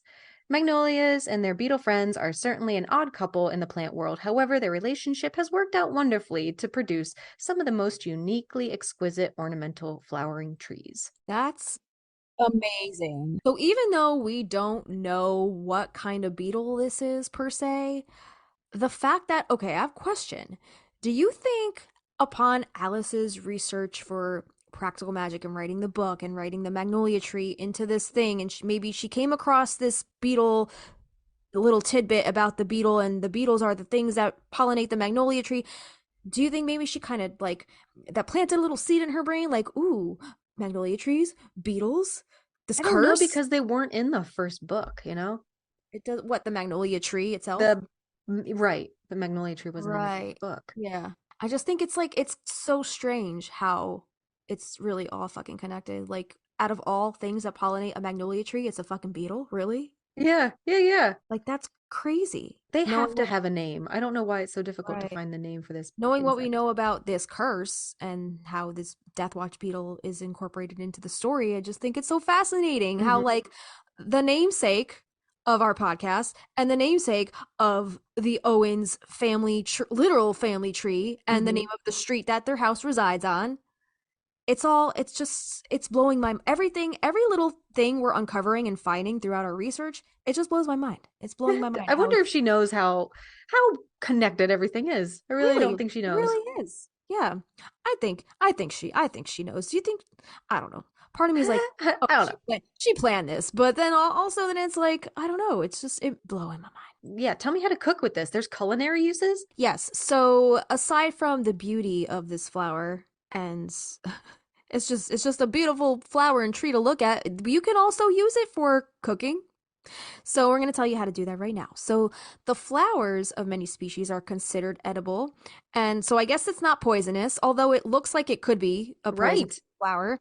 Um, I often used to confuse the magnolia with an oleander, and the oleander is actually poisonous. You Yes. cannot fuck with the oleander. That shit will Yes. kill you. But you can eat magnolias. So in parts of England, the petals of M. grandiflora are picked or pickled and used as a spicy condiment. In some Asian cuisines, the buds are pickled and used to flavor rice and scent tea. In Japan, the young leaves and flower buds of Magnolia hypoluca are broiled and eaten as a vegetable. Older leaves are made into a powder and used as a seasoning, dried. Whole leaves are placed on a charcoal brazier and filled with miso, leeks, daikon, and shiitake and broiled. There is a type of miso which is seasoned with magnolia, which is hoba miso. That's, I guess, traditionally how it's used in Asian cuisine, which is where it seems like it was used in cuisine first. But people are using it today for random things. Like, there's a whole bunch of recipes here. So, spicykitchensecrets.com has a recipe for how to pickle magnolia flower. Okay. Greensmoothiegourmet.com has a recipe on how to make magnolia flower petal citrus smoothies. That sounds good. If you look at some of the pictures of these recipes, everything is so bright and purple, given that vibrant color or pigment that the Really? flower, the petals give to this, whatever you end up making, whatever Oh. dish you end up making. Whiskfullyso.com has a recipe for homemade magnolia ginger syrup. Keeperofthekitchen.com has a recipe for chocolate dipped magnolia flowers, and I'm guessing that's kind of along the lines of like if you ever like fried up a zucchini flower. My I'm wondering goodness, if look at them. yeah, I'm wondering if you could probably chocolate dip anything or deep fry Yeah. anything. Yeah. But I'm sure it's like I'm wondering if it has the same kind of taste as like a zucchini flower. It's very like a light, not buttery taste, Would but you eat one? Would you try one? knowing that it's not poisonous, yeah, maybe I would try one. My Yeah. only thing is like the stamen on the inside that's just covered in pollen. Am I gonna like end Yeah. up in an anaphylactic shock? Right. If you're allergic to pollen, then maybe, yeah, either cut those stamens out of there or just don't try this. Veryveganval.com has a couple recipes, one for a pickled magnolia blossom sushi, which looks very interesting, and then a Ooh. strawberry magnolia spice ice cream. How awesome do these Let recipes me check sound? out this strawberry spice. Yeah, we will link all of these recipes. Mugwort spice. Magnolia spice ice cream. Ooh, That pretty. looks really good. Fruity and filled with cardamom. The strawberry magnolia ice cream brings a new twist to spring flavors. It's rich, creamy, and the perfect melt in your mouth flavor. Huh? The warm spice profile can be hard to pin down, and that's because magnolia flowers have so much complexity. Mixed with strawberries, this vegan ice cream is rich and dynamic. Yeah, she gives a little bit about foraging magnolia petals. She says, disclaimer, use caution when foraging wild edibles and always be certain of your identification. While I assume responsibility for the accuracy of the information provided on the site, I can't be responsible for the accuracy of your information. Mm. Consult multiple websites, books, and local experts, and when in doubt, do without. We do have a little bit later on about actually foraging magnolia petals. She adds here, she says, petals are edible as far as she knows. There are no other parts of the tree that are edible. Okay. I don't know if she means that the other parts are poisonous or not. I really don't know what she means by that. So just use your discretion. Again, like she said, do your own research. She said they are amazing pickled, talking about the petals, and have almost a pickled ginger-like taste and texture. You can add a few petals to a salad for a nice peppery flavor, and you can also dry the petals and grind them up and use them as a spice that's similar to cardamom. So it seems like they have a little bit of like a kick. warm kind of spice to them, very complex flavor. So very interesting. So we'll link these recipes in our show notes if you guys want to try any of these next spring when your magnolias are in full bloom. So here we go. We're going to get into foraging edible magnolia flowers, and this is from the urbannana.com. This article was published on The Guardian, August 21st, 2022. And this says, did you know that magnolia flowers are edible? This has come as a surprise to many, many people, and we love being a part of that learning journey. So buckle up and get ready to learn about these unexpected flowers. Okay. So what's so special about magnolias? As we learned before, they originally evolved to be pollinated by beetles because bees had not been invented yet. And magnolias are the oldest species of plants to be germinated from seeds found in archaeological digs. And they include this video that shows the first flowering of the plant grown from a 2,000 plus year old seed found in Japan. That's amazing. We will link that video as well. I also want to comment on that she uses because bees hadn't been invented instead of like bees had not evolved into bee. They haven't been invented. Right. Like some scientists just like made bees in Carl Linnaeus was like, snap, snap, get on it, bees. Right. Yeah, I didn't even catch that. That's so funny. Okay.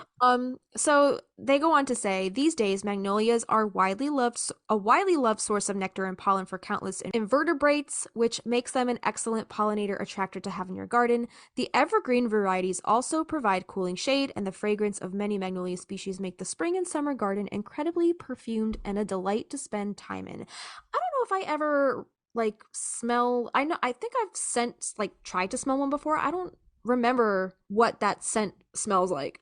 I always get it confused with gardenia because gardenia is a white flower, albeit smaller. Yes. I do not know I don't know the smell palette of what a magnolia smells like either. Right. Gardenia is a lot sweeter, more like a jasmine though. I love gardenia so very much.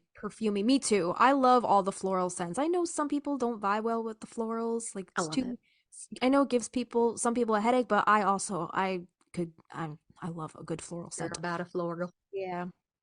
So when and where to find them if you want to forage them. So hailing originally from the Northern Hemisphere, particularly East Asia, magnolias prefer a temperate to cool climate, and in Australia, you'll most often find them in the more southern states.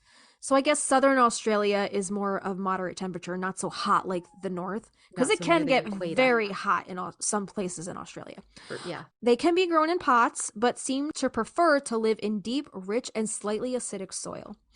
They can be seen thriving in front gardens all around Victoria, and the evergreen varieties have been increasingly used as feature plants in new properties and modern landscaping plans. The flowers of deciduous magnolias, including the common star magnolia, Magnolia stellata, and saucer magnolia, Magnolia solangiana, are some of the first flowers to open in springtime, blooming before there are leaves on the tree, cutting a striking figure amongst the artistically gnarled bare branches.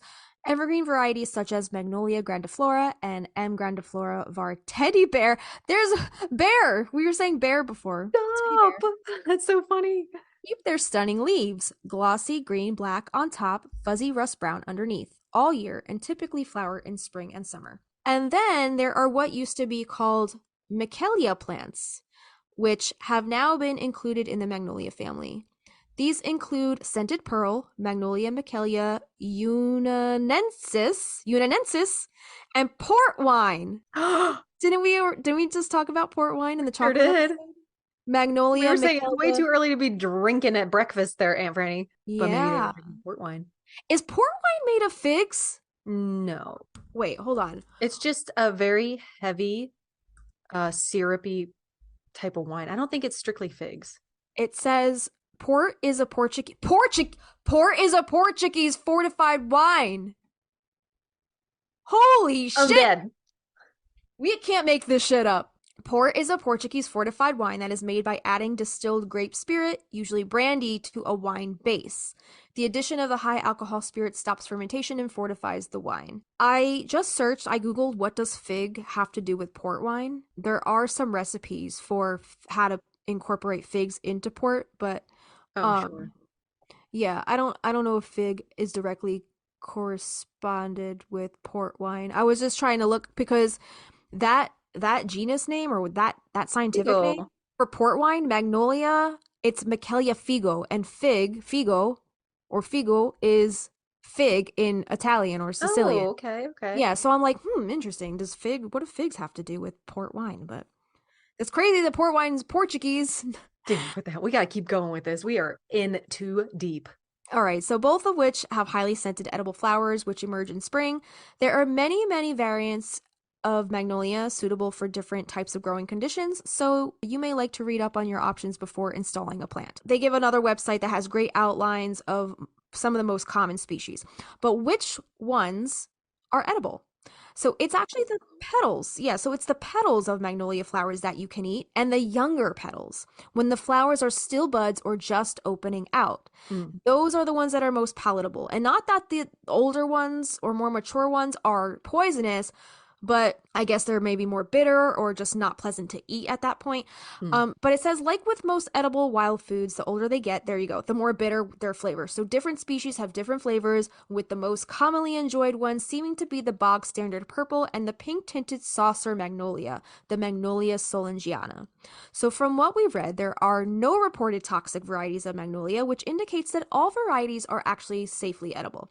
So, however, as with all wild food foraging, it's up to you as a forager to ensure that what you're about to pop into your gob isn't going to harm you. So, best do a bit extra research around whatever varieties of magnolia you like to try out using before you start munching on it.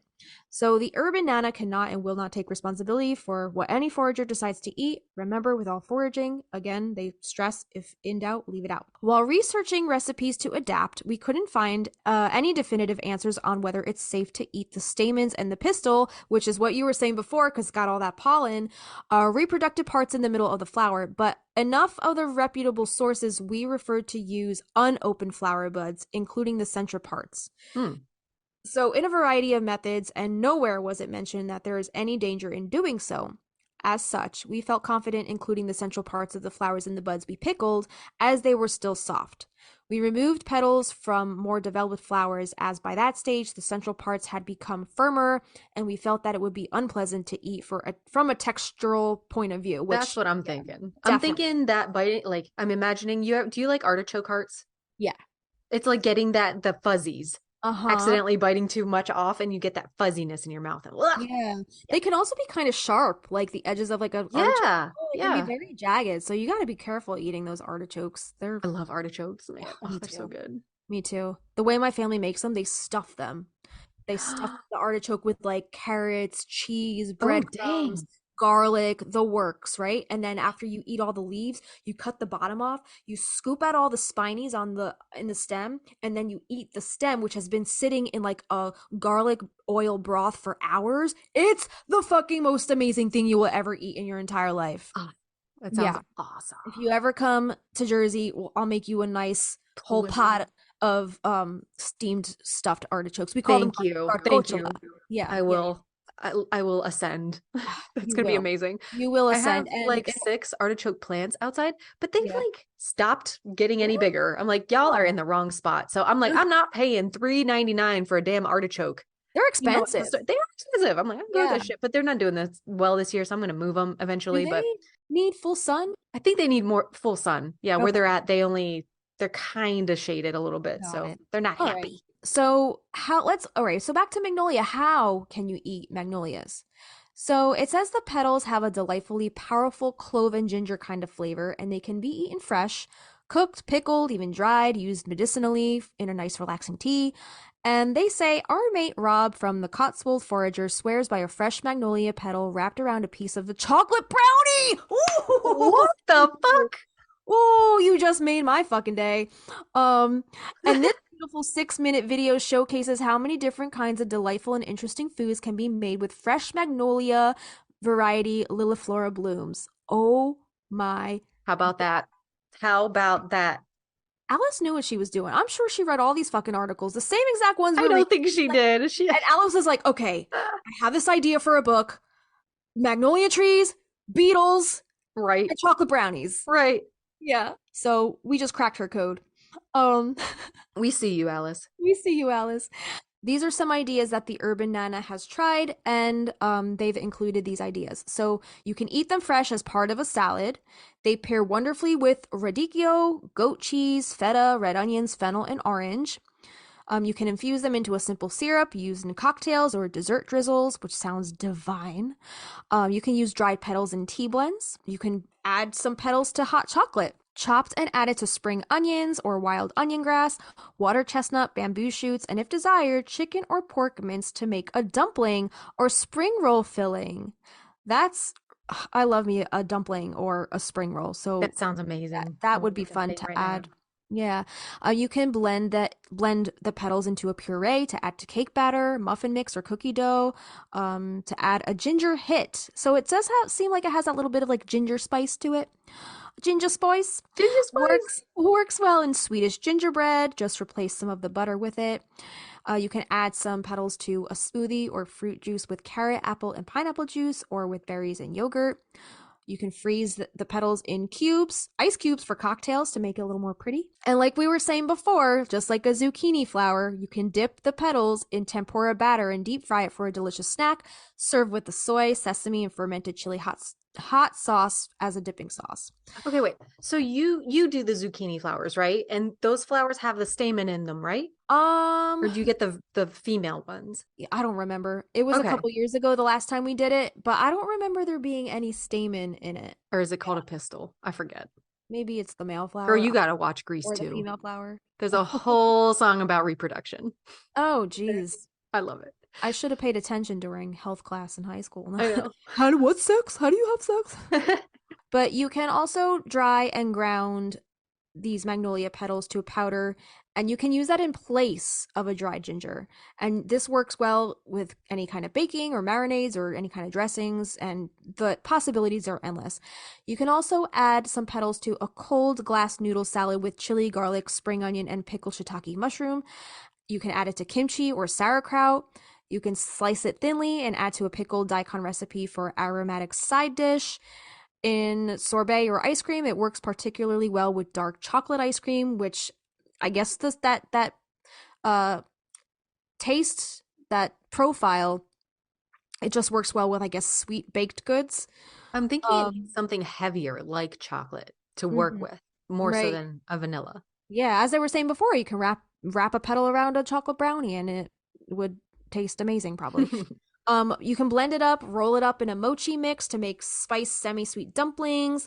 You can salt cure the petals and use as a flavoring garnish, or you can include it in ferments such as umi plumes or plums to add both flavor and color. So those are just some ideas. That's a lot. The possibilities are endless, and it seems like a lot of this looks like a lot of Asian cuisine. So if you love some Asian food, some dumplings, try your hand at it. I love me some spring rolls or dumplings. And have you ever seen those glass rolls, like the glass the see-through ones? Yeah, the see-through roll, like a summer roll or whatever. Yeah, they're pretty. I bet those petals will look so pretty in like one of those glass rolls. What else were we talking about? It was the wisteria. The wisteria flowers were in spring rolls too. So pretty.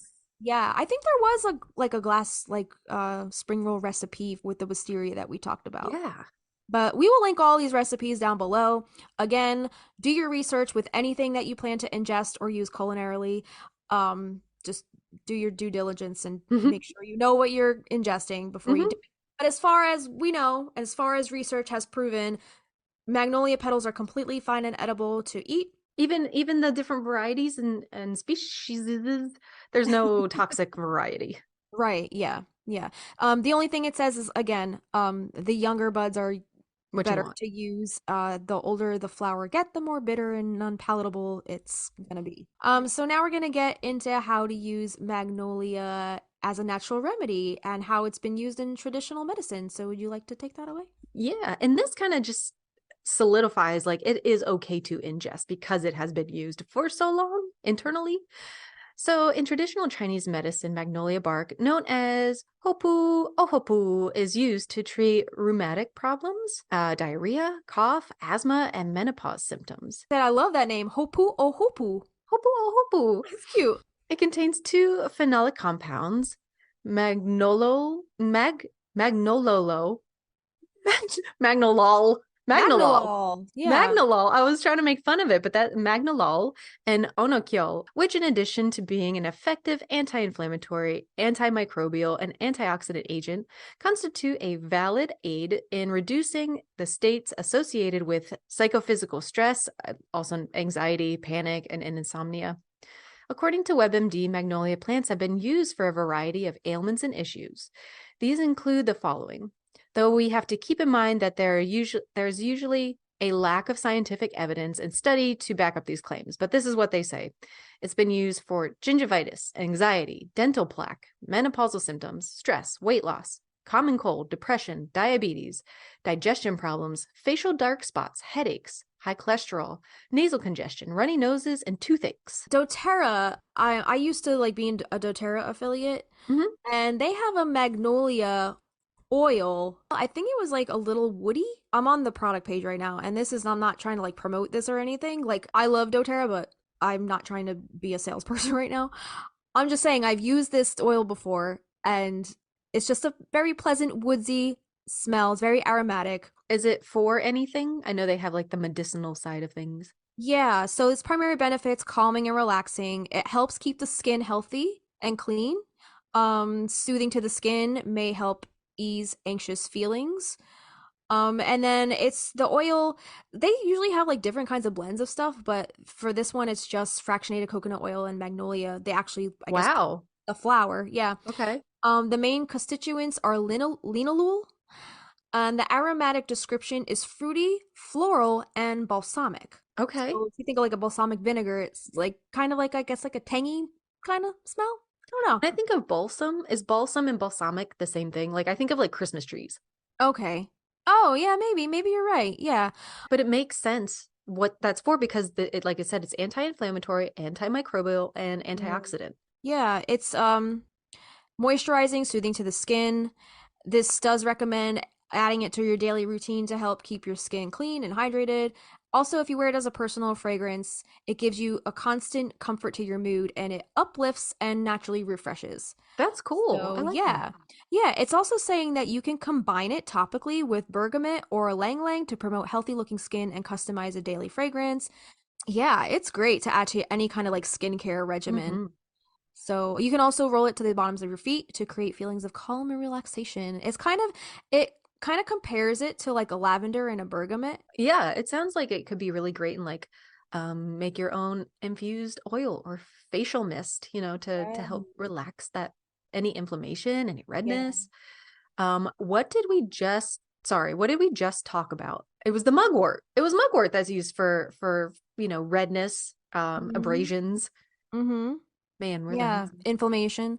But again, all these things, all these compounds combined, just be careful. Yeah. You don't know how they're going to interact with each other or your skin, so do a test patch. So WebMD does point out several safety concerns, including ingesting magnolia during pregnancy. Pregnant people, here we go. Taking magnolia flower buds by mouth is unsafe during pregnancy. There are reports that magnolia can cause the uterus to contract, and that might cause miscarriage. Not enough is known about the safety of using magnolia bark during pregnancy. Stay on the safe side and avoid the use. They also say that magnolia can slow down the central nervous system, so it's best to avoid ingesting magnolia before medical procedures. Magnolia can slow down the central nervous system. There is a concern that it might slow down the central nervous system too much when combined with anesthesia and other medications during and after surgery. Magnolia might also slow down blood clotting and cause bleeding during and after surgery. So stop using magnolia at least 2 weeks before any scheduled surgery that is upcoming. I mean, I kind of see the magnolia, like using magnolia petals or even wisteria petals, as kind of more of like a novelty kind of deal. Like maybe try a recipe once or twice here and there, but I'm not about to make this like a daily regimen of ingesting. No, yeah, I wouldn't either. You know? Yeah. Right. This, I love jester.org. This last one I pulled up, I didn't have any information for magnolias from Jester because the articles were huge. Yeah. But this article's name, Jesus Christ. I'm ready Okay. for This it. article is called A Catalog of the 50 Plants from Chelsea Garden presented to the Royal Society by the Worshipful Company of Aristocracies for the year of 1760, pursuant to the direction of Sir Hans Sloane. Etc., etc., etc. Yeah, it kept going. Oh my God. Anyway, what is that even? What did you even like? Did you look into? I did look at it. It's basically like a catalog of all the plant names that were Okay. presented for that year. Holy shit. Woo! All right, we about to get into some folklore. My favorite part. I You actually ready? do really like the history science part. Yeah, it's cool to know like where shit comes from, and look, we're piecing all these things together. Like what? Beetles? What? What? Chocolate brownies? What? Chocolate brownie? What? What? Portugal? Portugal? Port wine? We're making all these connections. This is fascinating. I We hope think you guys David enjoy is gonna this. make us like a web. I think he should make us a interactive web of how it's all connected. Like a one of those flow charts. Yes. Oh, I There's love a a there's flow a chart. woman on TikTok that does flowcharts for like everything, and it's Who- so fascinating. Yeah, I'll have to find her again. I forget her name. I don't even know if I'm following her, but she pops up in my feed for like, from time to time. Okay. And I always have to stop and watch her videos because I'm like, how is all that connected? And then she puts it all together and then ties it up with a ribbon at the end, and I'm like, holy shit, my mind is blown. He just Alice Hoffman your ass. All right, All right. folklore. Let's do it. Okay, so Magnolia and folklore. Today's tell? mushmouth man is no Can you joke. tell I'm hungry? I'm thinking about food. I'm like, folklore. And you shovel it in my face. Folklore. Magnolia and folklore. So in plant lore, legends and lyrics, which is, I guess it's a book by Richard Folkard. Oh my God. This book is written by a guy named Folkard. Folklore. Farquad. Fuckwad. The author states that Magnolia belongs to a group of plants that are noxious, poisonous, and deadly. The author said they are the plant of the devil and should be treated as such, which is interesting because we just discovered that the petals are not poisonous. Right. So I'm wondering if this book is fictional. Let me go look. Go ahead. It's kind of like what Alice does. Like, I mean, she threw yarrow in the baneful herb category, right? In that baneful herb garden. And we're like, wait a minute. Not to my knowledge. I don't know. Again, it's fiction. So the Magnolia grandiflora is one of those shrubs, the baneful emanations from which have procured for them an ill name. It is a native of Carolina and has large white blossoms of powerful fragrance. When wafted to a distance upon the air, the scent is delicious, but when inhaled in the immediate neighborhood of a group of magnolias in flower, it becomes overpowering. The Indians carefully avoid sleeping under a magnolia in blossom, and it is stated that so powerful is the perfume of the flower that a single blossom placed in a bedroom suffices to cause death in one night. Also, Richard Folkard, published that book in 1884.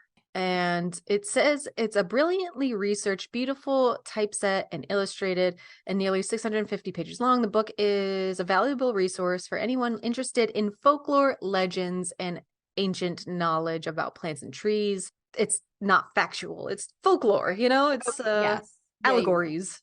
Right. I wonder where that came from. That whole bit, like they believe that placing a single blossom in a bedroom can cause death in one night just because of the scent, because it's such a powerful scent. I'm pretty sure I've like shoved my nose into a magnolia blossom because my boss has one on a tree on her front property, and it blooms beautifully every spring.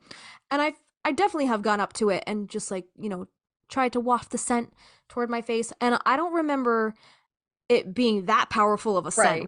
Right. But I mean, again, we learn that there are multiple kinds of magnolia, so maybe it depends on the... I don't think there is actual death involved. I think it's just the tall tales. So meaning of magnolia trees, according to Feminine and Beauty, and this article is from magicalspot.com.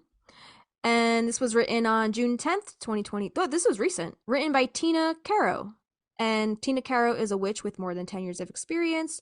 She's a yogi, an astrologer, and a passionate supporter of all things holistic. She's also an owner of the website Magical Spot, where she discusses a variety of her favorite topics. So she did a whole piece on the symbolic meanings of magnolia trees.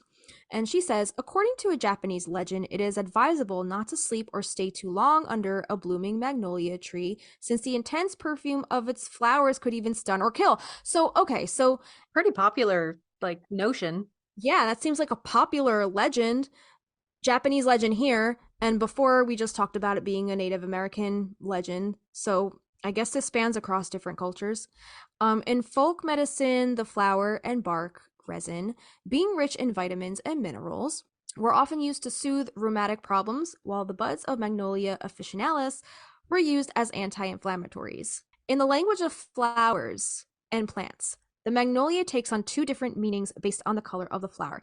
And the language of flowers, that's a book, right? I don't know when it was published. I always hear the Victorian language of flowers. Yes, yeah, that's the one I was thinking of. So each type has a specific meaning. So a white magnolia can symbolize perseverance, purity, dignity, determination, and modesty. A pink magnolia can represent shyness, innocence, joy, and sensitivity. Yellow can signify prosperity, luck, loyalty, good health. And purple can symbolize luck, fertility, courage, and beauty. Tradition also has it that if you have it and it blooms out of season, it is to symbolize your anxious state. Giving a magnolia means, in the language of flowers, to believe the person to whom you are giving it to is strong, dignified, and persevering. So if we think of like Samuel, he gave it to Maria, and that Alice was saying that bloomed out of season. Strong, dignified, and persevering. Right, That exactly. sums her up. Yeah, perfectly. So from ancient to modern times, it was introduced to Europe only in 1740 by a French merchant. Present on Earth for millions of years, it symbolizes strength, longevity, and purity. In China, people believe planting one in the garden ensures luck, prosperity, and marital happiness. According to Feng Shui, placing one in the front of a house promotes a happy life full of pleasures, while cultivating it at the back of the home favors solid financial well-being. So it might not be a bad idea to put one at the front of your house and one at the back of your house. Samuel knew what he was doing. He swam. He's boating. What do you call it? He sailed. He sailed all around the world. I wonder if he ever had that exposure to the Chinese outlook. Sure. Yeah. He swam. Yeah. Well, I mean, if he was bringing home that tree of heaven, which I think that has origins in Asia, then for sure, like, he was well versed in his Asiatic That's true. Yeah, cultures. yeah. So in Japan, brides on their wedding day used to adorn their bouquets with white magnolia flowers to represent the strength and purity of their love. Even today, its petals are considered talismans useful to protect couples and increase passion. In Europe, if a man betrayed his partner or returned to her after leaving her, he would have to give her a magnolia flower to make up for the wrongdoing, indicating the purity and nobility of his intentions. That's what Samuel did too. Right, yeah. He left. I mean, she told him to get lost, but still. I mean, he never betrayed her, but I guess he did, like, an extending an olive branch, they say, like, to literally keep the peace. So he extended his magnolia branch. So this plant, closely connected to yin energy, embodies both fruitlessness and the courage to resist adverse situations. It grows in arid and inhospitable soils, therefore it is particularly suitable for protecting women. And maybe that's why Samuel Diaz decided to grow one on the property, because that's the tree that ultimately ended up protecting her from her demise on the gallows. Holy fucking shit, I'm piecing it all together. This episode is rocking my world. Isn't it? So many discoveries here. So they vary in shape and colors, but they are all splendid. They invite us to be tolerant and to be able to grasp the beauty in diversity. Its essential oil, which we just briefly talked about, is used to find love for yourself and to relax. We can spread it when we feel the need to quell emotional confusion and make balanced decisions. According to tradition, putting a handful of dry leaves under the mattress guarantees a happy marriage. And kind of going back to making balanced decisions and quelling emotional confusion. If we look back at Samuel Diaz and we were just like talking about how we think he might be a Pisces. He's a man of the water. And there's that passage in the book, I forget exactly what it says, but basically Abraham is kind of explaining to Maria that Samuel, remember that one part where like Samuel kept just like planting stuff on the property and like he just had to get his hands in the dirt and he was one with the earth. I felt like it was his way of kind of like grounding himself. His obsession with these trees. If you think about what trees are, they're a grounding organism. And he's a man of the water. And if he's a water sign, his emotions are always like, you know, all over the place. Yeah. And maybe he just used these trees as a way to just ground him or anchor him to the earth a little better because he is so like watery. Kind of like watery. Exactly. Yeah. All right. So to attract luck into your home, you need to hang its seed pods on every door or window. Blow the dust obtained by passing a handful of magnolia leaves on your shoe to the mortar, which is conducive to luck and wealth. But first, you have to let them dry. So in Magick, you can use it to cast spells for strength or to strengthen passion, loyalty, luck, to attract love, protect sentimental unions, and promote emotional balance. So maybe Samuel Diaz knew what the fuck he was doing because he was like, I'm going to give this tree to this woman that I love. Maybe it'll strengthen her, or maybe it'll attract her love to me. Maybe it will promote the emotional I guess restore the emotional balance within this woman who is so fucking rigid and emotionally unavailable. Does it ever say when she was born? She was born in the winter, right? Do you think she's a Capricorn? I think she might be. Yeah. I was like edging on like maybe Sagittarius because of winter, but I think you might be right. I think it did say at one point when her birthday is. What else? What the hell? I was gonna say this plant seems to cover everything positive. Yeah. Apart from like, don't go in a room full of flowers or you might die, folklore. Yeah. But everything else is like protection, love, sustainability, wealth, you know. Yeah. It covers everything. Get yourself a magnolia. Your life will drastically change, apparently. So we'll link this, it'll be in our show notes, but there's a little table that kind of breaks down the different cultures and their significance as far as the magnolia is concerned. And Justina probably already said all this, but just to reiterate, that in the Chinese culture, magnolias are considered a symbol of feminine beauty and strength. In the southern United States, magnolias are often associated with the beauty and the grace of the South. In Georgia, people used to plant the magnolia tree in every flower bed because it is said that luck and economic stability would follow. In the Japanese culture, magnolias are admired for their elegance and purity. And in the Victorian era, magnolia flowers were used to convey secret messages and were associated with dignity and nobility. And in North Korea, Saibold magnolias are North Korea's national flower. So a little more on cultural and historical significance in some of these places. So in the South, where I'm located, it says, today the magnolia tree is the state tree of Mississippi, as well as the state flower and its official nickname. So I guess Mississippi is known as probably the Magnolia State. It's also worth mentioning that the major highway entrances into Mississippi were planted with magnolia trees and was known as the Mississippi Avenue of Magnolias. The magnolia flower is also the state flower of Louisiana. So those were the two differing. One was the star and one was the cup. Magnolias are intertwined with the history of the South, perhaps one reaching back the farthest into time is a southern magnolia that still grows in what today is Washington State Park in Washington, Arkansas. According to Famous and Historical Trees by Charles E. Randall and Henry Klepper, the tree was planted near an important road junction in 1839 by General Grandison D. Royston. It was near a blacksmith shop where Jim Bowie fashioned his famous knife. The Bowie knife. Oh. Okay. Some call it the Jones Magnolia because two unrelated brothers unrelated brothers, maybe different dads, were born to Jones families. Oh, different Jones families. All right, just keep reading, Christina. The same year the tree was planted. Both became colonels in the Confederate Army, and one, Daniel W. Jones, eventually became governor of Arkansas. The other, James K. Jones, became a U.S. senator. What are the odds? Both laid claim to being the namesake of the tree, and James finally resolved the good-natured debate by purchasing the land the tree stood on and making his home there for over 30 years. Wow. Another historic specimen grows on the White House grounds.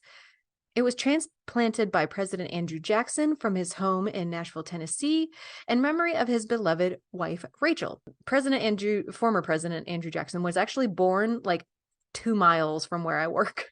Really? No Tennessee claims him, but he's actually a South Carolinian. Carolinian? Oh, cool. So you might be surprised by what you learn about its forebears and modern-day relations, as well as its role in the Gullah folklore. The Gullah people are African Americans who lived in the low country regions of South Carolina and Georgia. Actually, the Gullah, dude, if you look, they had the land from Florida all the way up to like Delaware. Really? It was crazy. They had a lot, and now it's just their culture has just been so wiped out. Oh. So Georgia, which includes both the coastal plains and the Beaufort Sea Islands. The Gullah are known for preserving more of their African linguistics and cultural heritage than any other African American community in the United States. An old Gullah tradition holds that the magnolia's white blossoms are the spirits of the dead and departed. Because of this, it was once rare to find these trees growing in the yard of a Gullah family. This folklore may be the reason Edgar Allan Poe used a tall magnolia to mark the buried pirate treasure in his Low Country set of The Gold Bug. I think I have a little more on this later because I like Poe, but like I was not an avid reader, so we'll talk about that in a minute. I'm not familiar with that one either, but yeah, I love Edgar Allan Poe, so I can't wait to hear all about that. Right? Every spooky bitch loves Edgar Allan Poe. Every spooky bitch, exactly. Yeah. Sure, spooky bitches love Poe. Spooky bitches love Poe. So, in Chinese legend, many centuries ago, the bloodthirsty Confucius attacked the inhabitants of a peaceful eastern village, burned houses, and killed all those who could hold weapons in their hands. Fit not only men, but also old men and boys. The cruel invaders left only 100 beautiful girls for fun.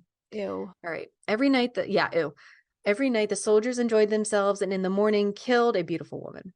This lasted exactly 99 days. When the last girl's turn was to die, she prayed to the earth with a request not to let her gender perish forever.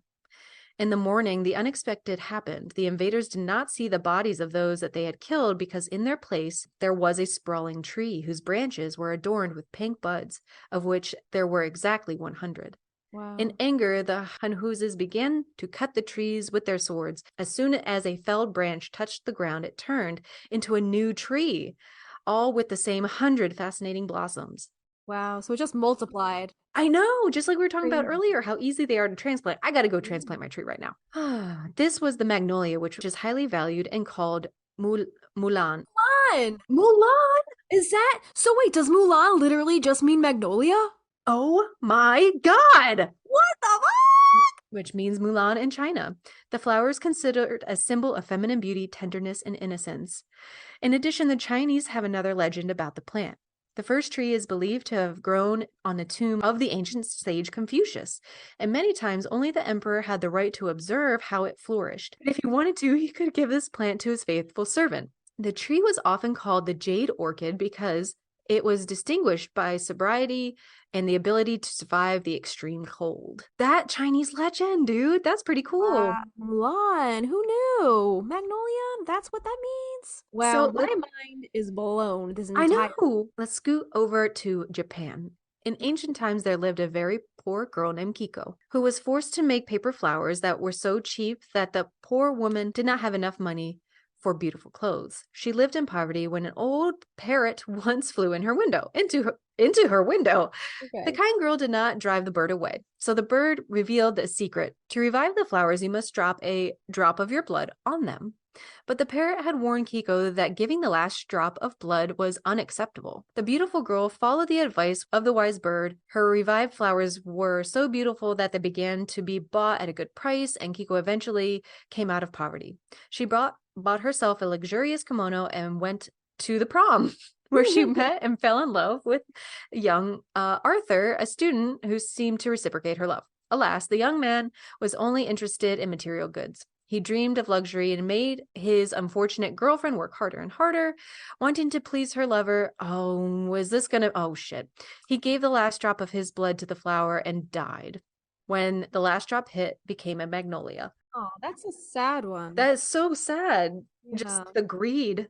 You give Yeah. the last drop of your blood to have Right. what you want. All these old folk tales and legends are meant to teach us a valuable lesson. Mhm. Greed, I think that's like the most prominent, I guess, folk tale or fable. Like if you look at Aesop's fables, they're all designed to kind of teach humanity a very important, valuable lesson. So a couple little symbols here, and then we'll move on to magic. So white or Ylan magnolias are the official flower of Shanghai. Magnolia grandiflora is the official state flower of both Mississippi and Louisiana. We talked about the flower's abundance in Mississippi is reflected in its nickname of the Magnolia State, and it's on their state flag. The magnolia is also the official state tree of Mississippi. I'm looking at you like just like, God damn. So much information. One of many nicknames of the city of Houston is Magnolia City. Historically, magnolias have been associated with the southern United States. And then the Magnolia Siboldi is the national flower of North Korea and Gingham. Gangnam Style. Whoop, whoop, Whoop, whoop, whoop, whoop, whoop. whoop, whoop, Gangnam Style. Sexy lady. Yeah, well, let's get into some magic. So, according to the Herbal Alchemist Handbook, a complete guide to magical herbs and how to use them by Karen Harrison and Aaron Murphy Hiscock, Magnolia is of the earth element and corresponds with the planet Jupiter. Interesting. Isn't that the planet of expansion? I believe so. Yeah. I think it's the Gemini planet. Luck and no, I think Sagittarius is ruled by Jupiter. Oh, cool. Wait, it could be also ruled by, I have no idea. because if we're sister signs, we might actually be ruled by the same planet. You might be right. Okay. Look that up. I want to see. I want to see if Gemini is ruled by Jupiter too. Placing magnolia flowers near the nuptial bed ensures fidelity, and when added to the bath, they attract honor and recognition. With its rulerships by the element Earth and the planet Jupiter, the energies of this dramatic and beautiful tree promote financial increase. After the flower petals have dried and fallen away, the resulting seed cone makes a wonderful aspergil for sprinkling ceremonial waters. So it is associated. Jupiter does rule Sagittarius, but Gemini is also linked in the table as a sign detriment. So I guess Jupiter is a detriment to Gemini, and then it's flipped. Gemini's sign or planet is Mercury. Got it. And Mercury's a detriment to Sag? Yeah. So Mercury, communication, right? Right. Okay. Duh. If we look at another source, one that came prior to the above book, Cunningham actually wrote that Magnolia corresponds with the element of Earth, but with the planet Venus. The magnolia tree, the flower, and the bark are all used to promote fidelity. The magical uses: you can place some magnolia near or beneath the bed to maintain a faithful relationship. And further, I guess, further correspondences and other little tidbits from the Scott Cunningham's Encyclopedia of Magical Herbs. Scott Cunningham says the folk names. I don't know if we talked about folk names earlier. No, I don't think so. Blue magnolia is a folk name. Cucumber tree. Okay. And swamp sassafras. I like that one. It was called the tulip tree earlier. Also. Yeah. Was that in the book that we read? Was that one of the mentions in the book? I think so. It was in magic lessons. Okay. But any of the research that we've done for this, tulip tree we've not seen that folk name. That's right? It's a poplar. Some kind of poplar is a tulip tree. Oh, okay. And then I guess it evolved into... I guess it's probably a mugwort wormwood situation all over again. Wormwood. All right, so gender is feminine, planet is ruled by Venus, element, it's ruled by Earth, and the powers are fidelity, as we've read time and time again. Some of its correspondences are abundance, growth, fertility, self-reliance, calming people and situations, quieting others, banishing work, baneful magic, which includes curses and hexes, and ancient wisdom. So we're going to talk about, this is by the luckymojo.com. Yep. And this is all about the use of magnolia leaves in hoodoo folk magic, spellcraft, and occultism. So magnolia leaves are widely reputed to enhance conjugal felicity and fidelity. The whole leaves are sewn into the mattress as a faithful marriage conjuration. Jealous wives who do not trust the beneficent power of magnolia have been known to add to the leaves a mojo in which they conceal the so-called, quote, 9-knot measure, end quote, of their husband's nature. This, they claim, will hoodoo his nature so he will be unable to perform with any other woman. Hell yeah. Yeah.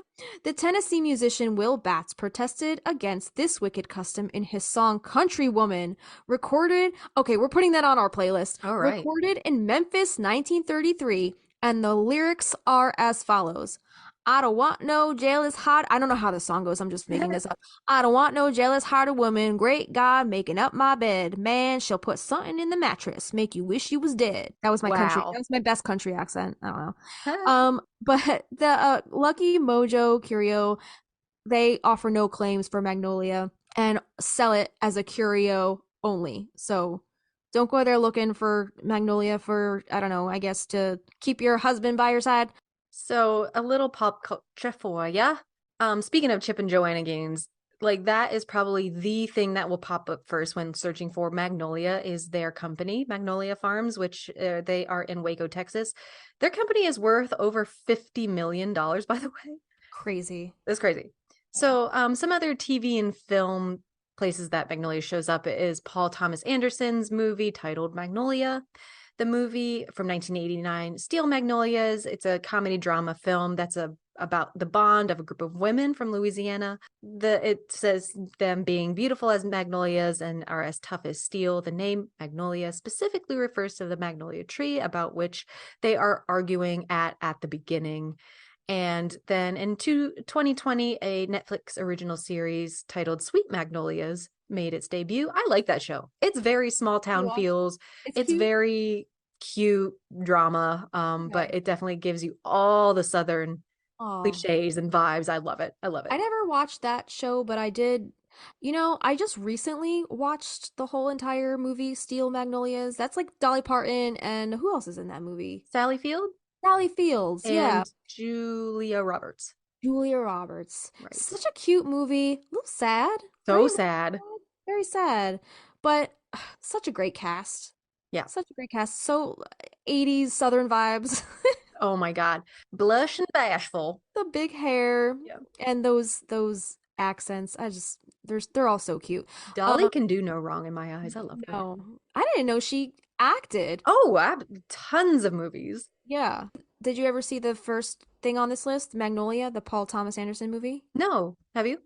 Yeah, it's a long movie. It's batshit.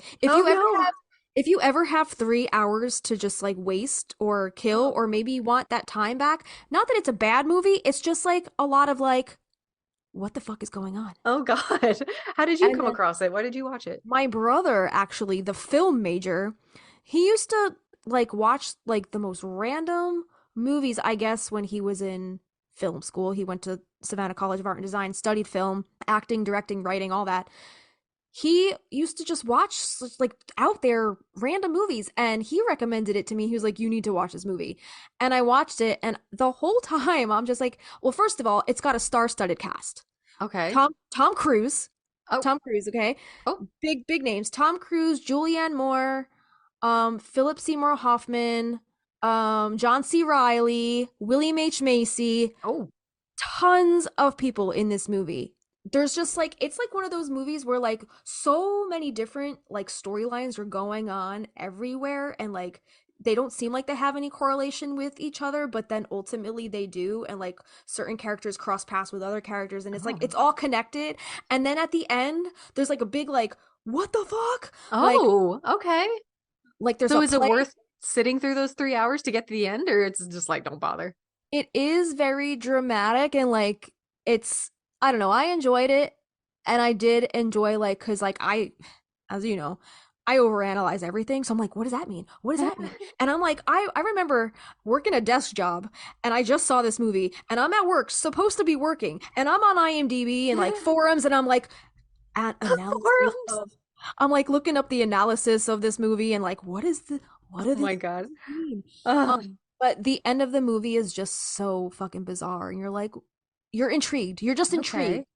And you need to look into it more, because you're like looking for the meaning in everything. Oh God. But it is a fascinating movie. I'm not going to give away the ending for anybody who hasn't seen it and you're listening to this right now, but if you have not seen Magnolia, I think it's worth at least one watch. Okay. All right. If you have like 3 You hours, went from it's batshit crazy, and if you want to waste time, if you want to waste 3 hours of your life too, it's worth a watch.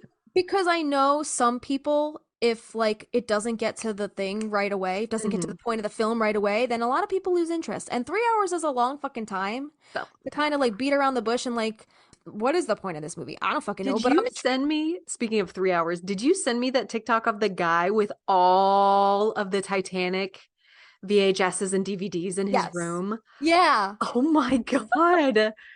he had 1,997 copies of that film to honor the year that the movie came out. God, that's insane. That's bananas. Isn't it? Wow. And it all started with a clip of some guy walking down a hallway with Billy Zane and the VHS tape in his hand. And he's like walking with Billy Zane and he's like, "What is this movie? I heard this movie is really good. Can you tell me what it's all about?" And Oh my Billy Zane's just God. like looking at him like he's fucking nuts. And then it like cuts to that other guy with all these like VHS. He's like, "What do you mean is this movie any good? Why do you think I have all these freaking copies in my house if it wasn't any good?" Like, so funny. Oh, that was a good video. I like that one a lot. Such a good video. But if we have 3 hours, we should have a movie night with Magnolia because I just want to see your reaction. Oh Like, God. Oh man.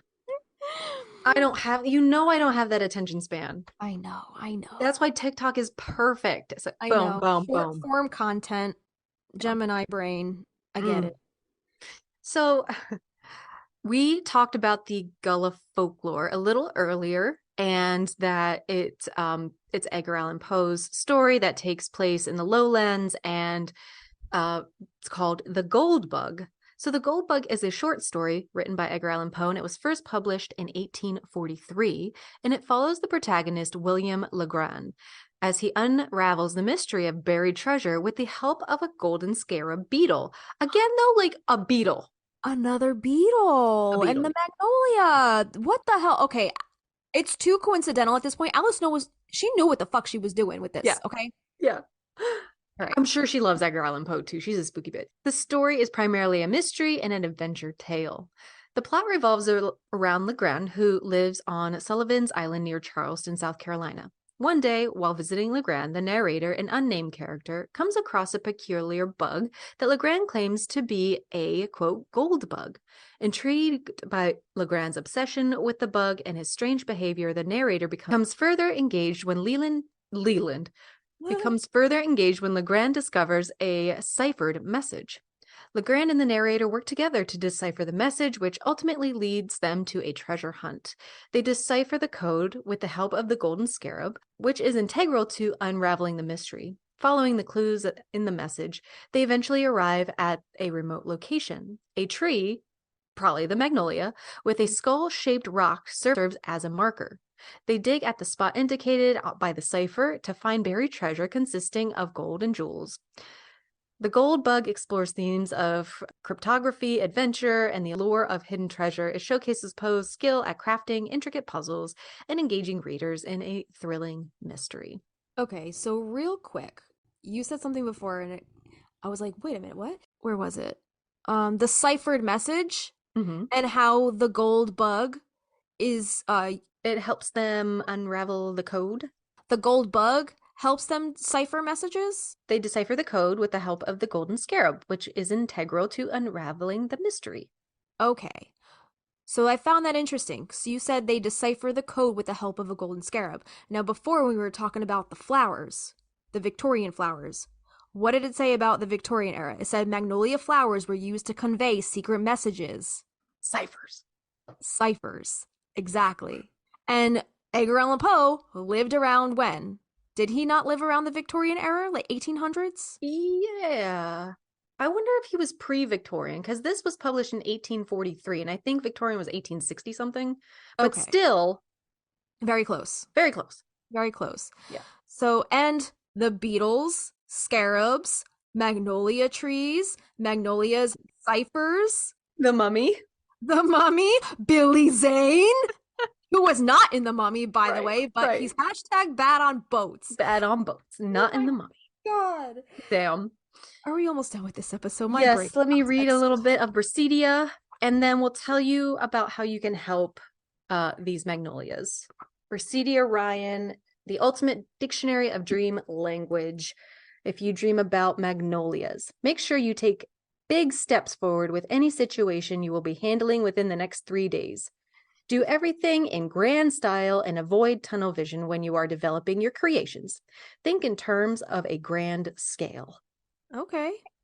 So go big or go home, basically. Yeah. And that's basically what Samuel Diaz did. He's like, I'm not gonna bring Maria one tree. I'm gonna bring her all the fucking trees. I ain't bringing her no puny ass little tree. She's gonna Those have magnolias can get tree. huge. They can, yeah. Yeah. Yeah. So she's not gonna have one fucking tree. She's gonna have them all over the fucking property leading up to the house. And as we've learned in this episode, they have so much positivity and like such a good vibe surrounding them. I gotta go hug my magnolia tree. Thanks Yeah. for protecting my house. Yeah. So let's see how we can conserve them. We want to keep them around, right? For a long time. So let's talk about some conservation. So Magnolia is a surprisingly large family with a lot of diversity spread around the globe. However, they're not doing so well in many places. In fact, it is estimated that nearly half, upwards 48% of Magnolia species are threatened with extinction in the wild. So if we don't get our act together and start thinking about ways to conserve these trees, we stand to lose nearly half of all the magnolia that are still alive at this point. And that's where organizations like Botanical Gardens Conservation International comes in, because through a team of dedicated conservationists, they're working to assess the threats as well as understand what can be done to save these trees.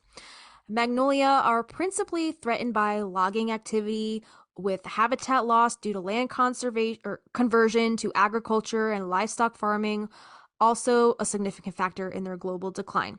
Other threats include collection of wild plant material and the impacts of climate change. So if you would like to help in the preservation of these magnolias, so the website you can visit is globalconservationconsortia.org.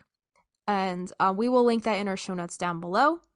And that is led by Atlanta Botanical Garden in collaboration with BGCI and other partners from across the genus's range.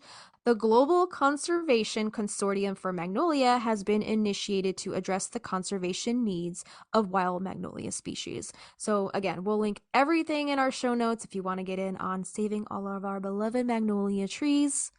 And do the environment some good. Wow, that's our magnolia. That's our today. swampland sassafras. Oh, swampy sassafras. So many connections were made today. This one was cool. I was not expecting that twist because I went into this like thinking like, all right, we've written about Magnolia, we've done the whole song, so like how much more can we possibly learn about this damn tree? And like, wha-bam, it's like plot twist, Beetles, chocolate, port wine, all that stuff. We really didn't know how much came along with the namesake of our show. Yeah. And they're so popular. Everything, like part of me was like, okay, like for sure Magnolia Street is what this was going to be called. But like the unlimited things that are called Magnolia now, because it just evokes this like grand, graceful antebellum, sense. It does have a graceful kind of allure to Magnolia. It just rolls off the tongue. It would be a good girl name.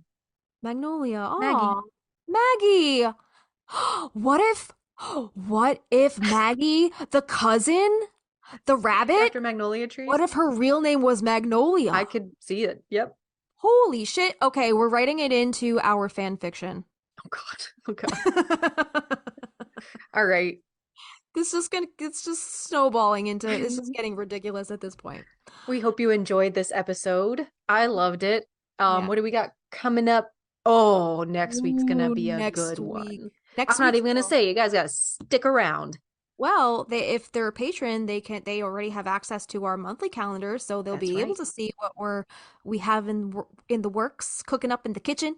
So if you guys want to get in on that Patreon, hit us up, patreon.com/Magnolia Street Podcast. You get to vote what you want to hear us talk about next, or in one of our upcoming episodes. It's only $1 a month to weigh in on the discussion, get your vote in on those polls, get access to our monthly patron calendar so you can see what's coming up for the month, because we don't really post about, on public forum what we're working on upcoming. Like we kind of just like, as we release the episodes, then we release the listen now link on the Instagram.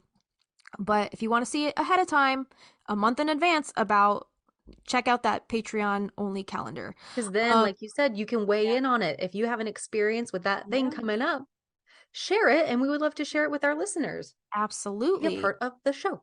Yeah, and if you enjoyed today's episode, if you want today's show notes, you can check out our $3 tier. We offer all of our show notes in a nice little precise, aesthetically pleasing PDF if you want to download that, print it out. If you're interested in any of the information we had to share today, if you want to join our $5 tier, you access our Discord and our Facebook. Those are all private communities, and once a month, twice a month, we do a live or a watch party depending on what the flavor of the month is, what the patrons want. It depends on what you guys want to see us do. But that's how you can access those communities. And then our $8 tier, we just did the most recent song-a-sode is Brownies for Breakfast. If you guys want to check out our song-a-sodes, did you know I made a playlist on our Spotify of just the song-a-sodes? So if anybody is interested in just listening to our song-a-sodes, I created a nice, concise playlist on the Spotify of just our song-a-sodes. So if you're interested in our, writing process and the music that we're working on that inspired this whole podcast,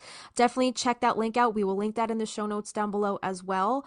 And also in that $8 tier, we'll also add lyric sheets, impromptu jam session videos, tutorials, chord progressions, whatever you want relating to our original Practical Magic inspired music. That tier is the one for you. And then $15 tier is our Wisteria Vine, and you get access to our exclusive VIP Marco Polo app where, pop in with each other during the day, throughout the week. We'll show each other our gardens, chit chat a little more on a personal, intimate level, more like one-on-one, I guess, with you guys. So it's just, we have so much to offer over there on the Patreon. It's so much fun over there, right? It's loaded. Yeah, it's loaded with bonuses. So we hope you guys enjoyed this episode. Check us out on our Instagram. Slide into our DMs. We wanna hear from you. Weigh in on the episode. What'd you think? What do you think of the show so far? We love reading all of your feedback and input and anything you guys have to share, right? Leave us a review, please. Apple Podcast. You can write us a written review on Spotify. You can leave us some stars, but it also allows you to include an individual review on specific episodes. Sometimes there's Q&As at the bottom. Sometimes there's polls at the bottom of these episodes. So check those out. Yeah, lots of good stuff. Again, we are going to be in Salem, October 11th through the 15th. And our event is Friday, the 13th of October, 9 p.m. to 12:30 a.m. And if you can't make it to the event, that's really okay. We'd love for you to hang out with us if you can. But if you're going to try to come to this event, head to the Eventbrite link and get your e-ticket just so we know how many people are coming. And that way we can let the location know how many people will be there. Yeah, again, the location is to be determined. We will post that as soon as we get the extra information. We'll update our Eventbrite page as soon as any new info pops up. But you guys have till October. We have so much time until then. But we will do what we can to keep you guys in the loop with any new updates regarding that event. But we do hope to see you guys out, and we're looking forward to, we've heard a couple patrons might have some plans to pop in, which is really exciting. So we're excited to meet some of you guys. Yeah. But I think that's all we have for you guys today, right? All right. We ready to close this out? Close this bitch out? Yep. We're ready. All right. I'm Justina. I'm Christina. And we'll see you next time. I can't hit that note. At that house down the street. At that house on Magnolia Street. Would you go down to Magnolia Street with the wisteria girl? Wow. And the house of magic and mystery. So would you go down to Magnolia Street? Magnolia Whittier? Magnolia Oily Day. Magnolia Day. Magnolia Day? Magnolia Day? Oh, Jesus Magnolia Christ. Day.